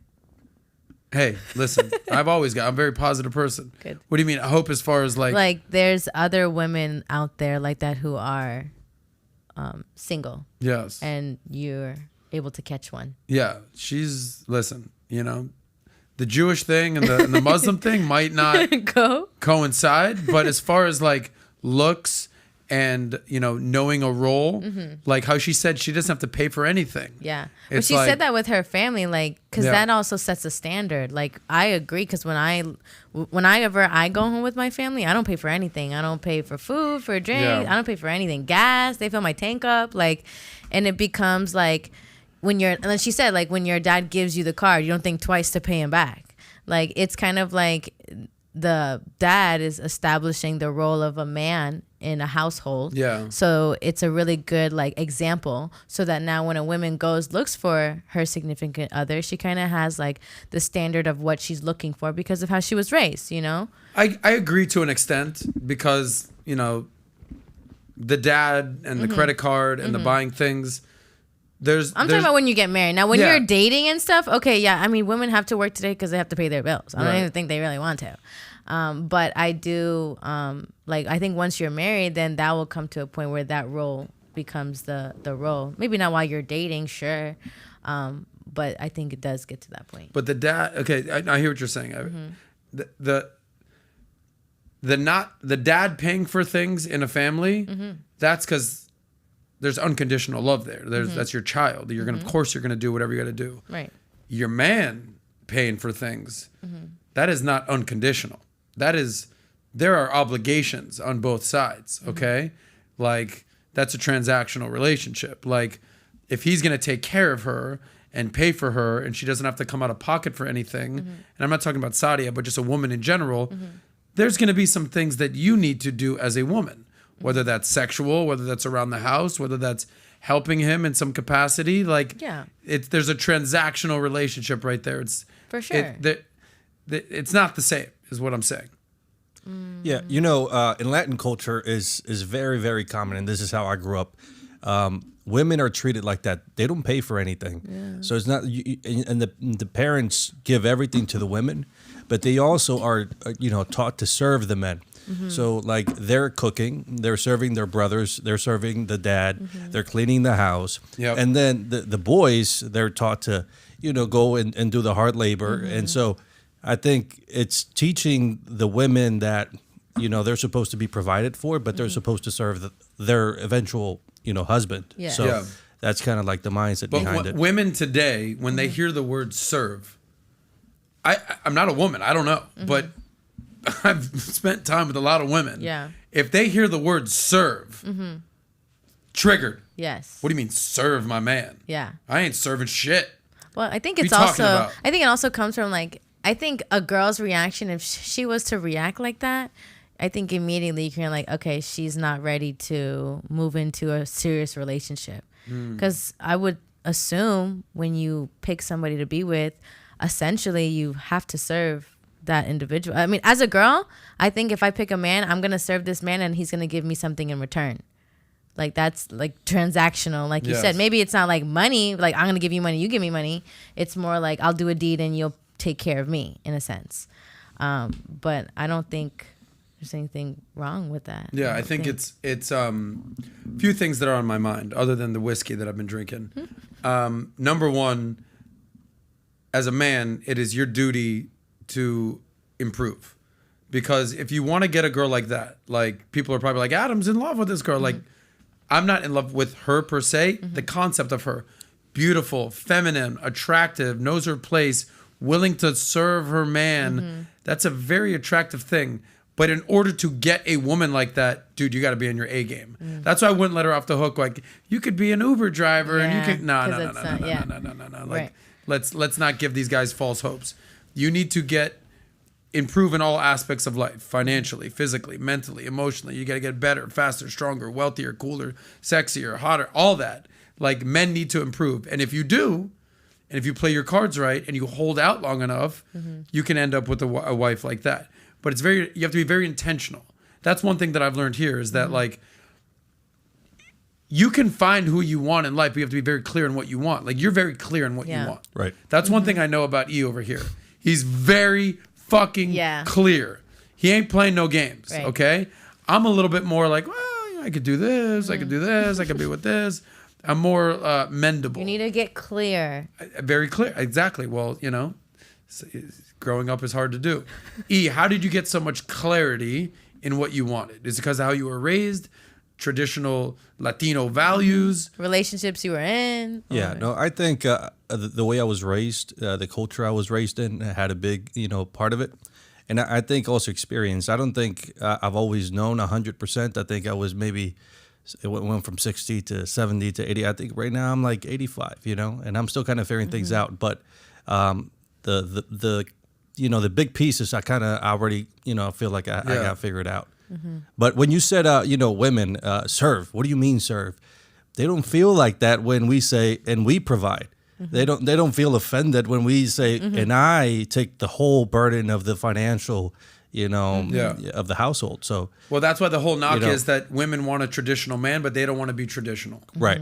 Right? Yeah. They want to make their own money, do their own thing. They want to. No, but they do though, because they're looking for the guy that's making six figures, right? Right. They want the traditional guy, but they don't want to be traditional. Correct. That's exactly what it is. So it doesn't exactly correlate. That's sort of the problem here. Yeah. I think they do it more on their terms, how they want to do it. Okay, and they establish it as that.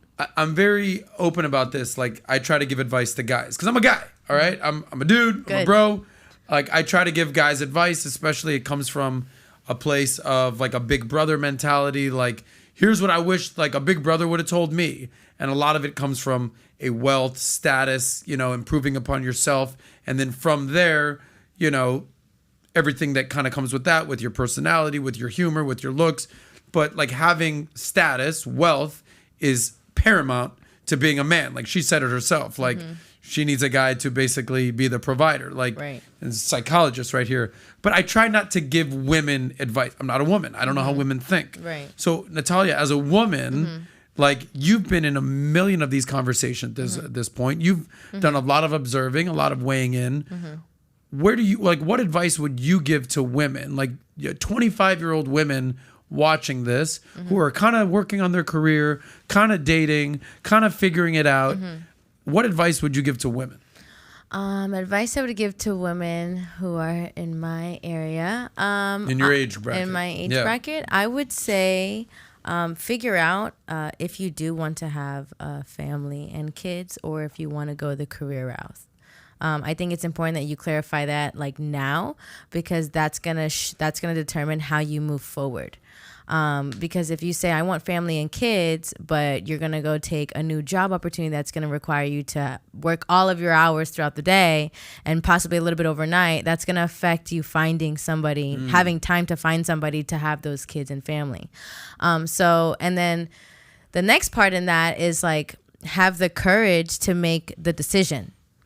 Because it's one thing to say like, yeah, I want family and kids, but I'm going to work for this for a little bit and then I'll figure it out, versus like, I want family and kids. I'm not going to take this job. I'm going to pursue this relationship I'm in, and I'm going to have a family and kids with this individual I'm with. So I think it's really a matter of like determining like for the next, like in your next 10 years, what do you want? It's just the clarity essence, because you know, you do physically as a woman, you don't have the same eligibility to have those kids at a certain period of time. It becomes harder. Like I have my best friend right now. She's watching this couple's dog. And 5 years ago was the first time she watched the dog. And it was at the beginning when they started to do the IVF. And it was like so hard for them to get pregnant. It's been like years. And now today, after like 5 years, almost 6 years, they're finally pregnant.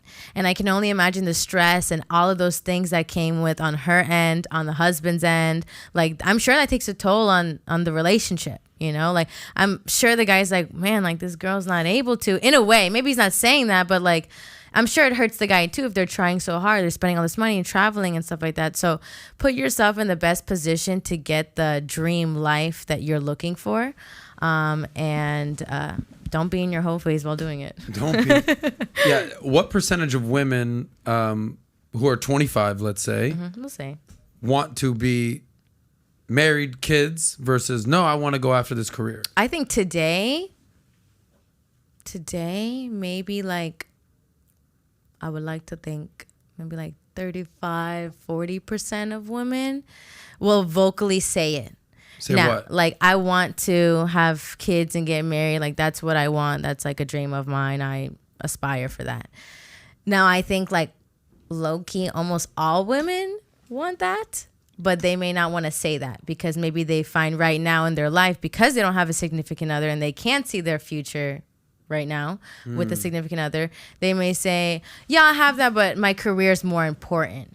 So, but I think internally as a woman, like, girl, you know you want a husband. You know you want a husband. At least a husband. Okay, you don't want kids, you want dogs, whatever.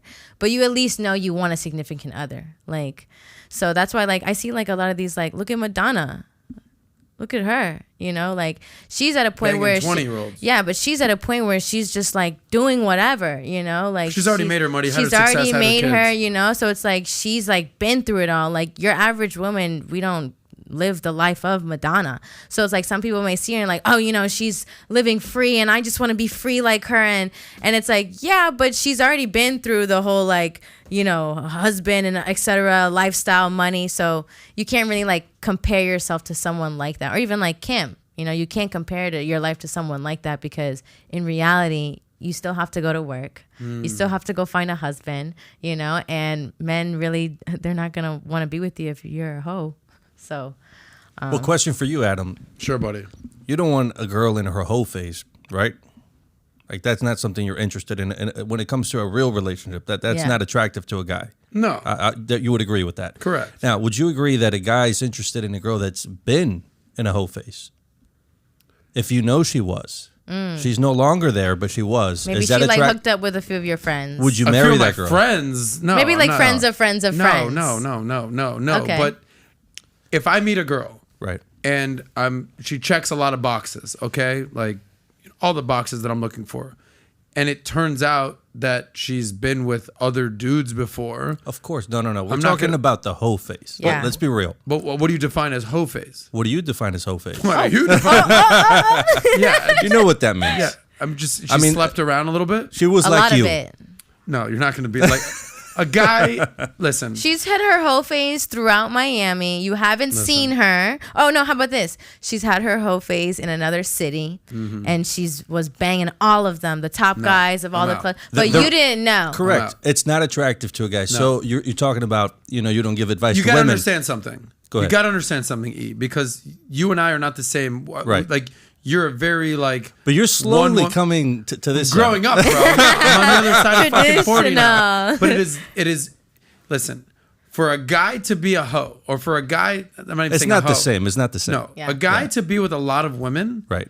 Do you know how much, what he needs to do? I 100% hear agree me with out you. here, Yeah, though. For a guy to get a lot of women. Yeah. Okay, not only does he have to be physically good looking, obviously, but it's not just that. Right. He needs to have money. He needs to have status. He needs Yeah. to have wealth. He needs to have connections. He needs to know all the people out there in the clubs and the restaurants. He needs to have a sense of humor. He needs to be a gentleman. He needs to pay for dinner. He needs to have a good relationship with his mom. He needs to have friends. He needs to have status. He needs to have a network. There's so many fucking things a guy has to do to be a hoe or to be a playboy.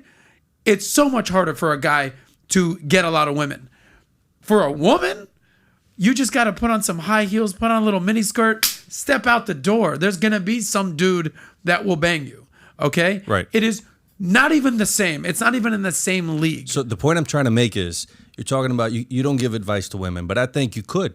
Because you're saying you're not attracted to a girl that's in her hoe phase or has been in a hoe phase. So your advice to women could be, hey, listen, you can do whatever you want. But guys don't typically are attracted to girls that are or have been in a hoe phase. Okay. Yeah? I don't. Fair? I'm not saying. Yes, correct. Okay, that's all I'm saying. Correct. We'll leave it at this and then we'll wrap up. Here's what I am saying. I know a lot of women. Yeah. Okay. In their. I'm going to give two different clear examples of where I think women can improve or they've been failing. Okay. And Right. some people will get very upset. I remember this one girl. I'm not going to say names because I think it's offensive, but I remember this one girl. And she was a couple years younger than us in high school. Okay. So when we were 18, she was like 16. Okay. Beautiful girl. Beautiful girl. And she did not date anybody her age. She started dating guys older than us. So as we went to college and this girl grew up, when she was 18, 19, 20, 21, she was dating guys in their early 30s. Right. Okay. She is now happily married, kids. The dude that landed her, not the best looking guy, but he provided a lot of value. People knew who this guy was. Okay. She basically made a decision early and said, all right, I'm taking this guy. Okay. She could have held out longer, but she made her decision and she's a beautiful girl. She could have any guy she wanted. I know other girls like that. Okay. Another girl that comes to mind that, yeah, they were young. They were, again, in Miami, they were 18, 19, 20, 21, 22. And they went from boyfriend and they could have married that guy, successful guy, business guy, whatever, athlete, whatever it was. It didn't work out. Then they went into another guy. And then they went into another guy. And I'm not saying that they were hoes, but they went from boyfriend to boyfriend. The problem is, next thing you know, they're 35. And the next thing you know, they're 40 and they're still single. And now those guys, those high value men who were going after the young hot chicks, because guys like young hot chicks or just hot chicks in general, why are they going to pick a 40-year-old when they can pick a 26-year-old or a 22-year-old? Of course. Yeah. So those women missed the opportunity to land that type of guy. So again, I don't give a lot of advice to women. Do you, girl, make your money, do your thing. But at a certain point, you need to say, all right, I'm out the game. Okay? And that way, that first case example, that first girl, I guarantee you she's a lot happier being married, kids, settled down. I'm sure she still yearns a little bit a part of women that kind of want to get out there and do some salsa dancing with a hot Latina guy in South Beach. I get it. But that woman is way better off and way happier than the 40-year-old who never settled down. And that's my advice to women. Yeah. Yep. I agree. Figure it out. Now, for men, take your time, baby. Okay? I'm not saying take your time growing up. Like, grow up. Become a fucking man. Make money. Provide leadership. Have status. Like, become a man. Right. But you don't need to settle down. I'm very cautious. When I see young men settling down at 22, 24, 26, I'm like, I hope you know what you're getting yourself into, buddy. But do you? Do you? Because you and I are not the same. You're 30, 31. 31. I know you would love to be married right now. Right. You would love that. If I got married to the girl who I was at when I was 30, I'd be divorced, miserable, and have my shit fucking taken from me.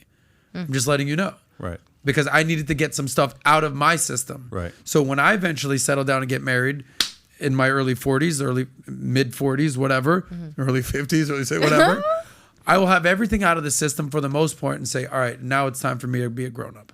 That's it. But you have to back to your point. Who do you want to be? Yeah. If you're saying, dude, there's nothing more that I want in life than to be settled down, have a family, have kids, then go for it. Okay? I know friends like that. Then the flip side, I know plenty of friends who look at the married friends and they're like, look at these suckers. Look at these idiots. They wasted the best years of their life. So it's very important, like we talk about all the time, who do you want to be? Okay? So anyway, that was advice for women and men out there. There you go. I think All we right, could give final advice thoughts, for women. Nat, wrap it up. Eric, final thoughts, and then I'll take us home. Final thoughts. I want to Sadia, say everything we learned today. yes, Sadia. She was phenomenal. I think she really gave a good woman perspective, but she was also really fair with each argument. I think she was great when it came to that sense of information, and I love her. She's awesome. I want She's her back. good. We'll have her back. Audio issues. Something tells me that you're going to be contributing a little bit more to this episode, these Soscasts that we're doing here. I'm just saying. Yeah. Something tells me. Yeah. Are you opposed to this? We'll see. We want E. Spoken like a true G. All right. Anyway, gentlemen, ladies and gentlemen, we are closing in on almost 100,000 subscribers here on Valuetainment Money on the Soscast here. We do the show for you guys. I mean, we're trying to drop knowledge so you guys learn game and understand the importance of growing up as a man and becoming the best version of yourself, money, finance, dating, relationships, and learning from the people that we have on here. Yesterday, I thought the episode was fire with Coach Greg Adams, with Hafiz, with Ali Ray. Yep. Today, I think Sadia, major crush on this girl. The concept of this girl, not her. She's taken. I get it. I don't want to commit haram over here. But this is what I think is amazing. Social media gets a lot of negative, negativity. Oh, it's bad. It's addictive. Right. But look at what we're doing. We just did a Zoom with a woman across the world. We did shows yesterday with people from all over the world that we've connected on social media. Yep. So it's a beautiful thing. Anyway, that's it for us. It's Friday. We're drinking. We're having a good time. I got to go to a club tonight, guys. Nice. I don't know about you guys. But enjoy your weekend. If you have not subscribed to Valuetainment Money, please subscribe. Comment, share, whatever Nat always says. Like, comment, share, and subscribe, because if you're not, what are you doing? That's true. We do the show every Thursday. We do the show every Friday. Thursdays and Fridays, we do this for you. We thank you for watching. Until next time, we out. Save that money. See ya.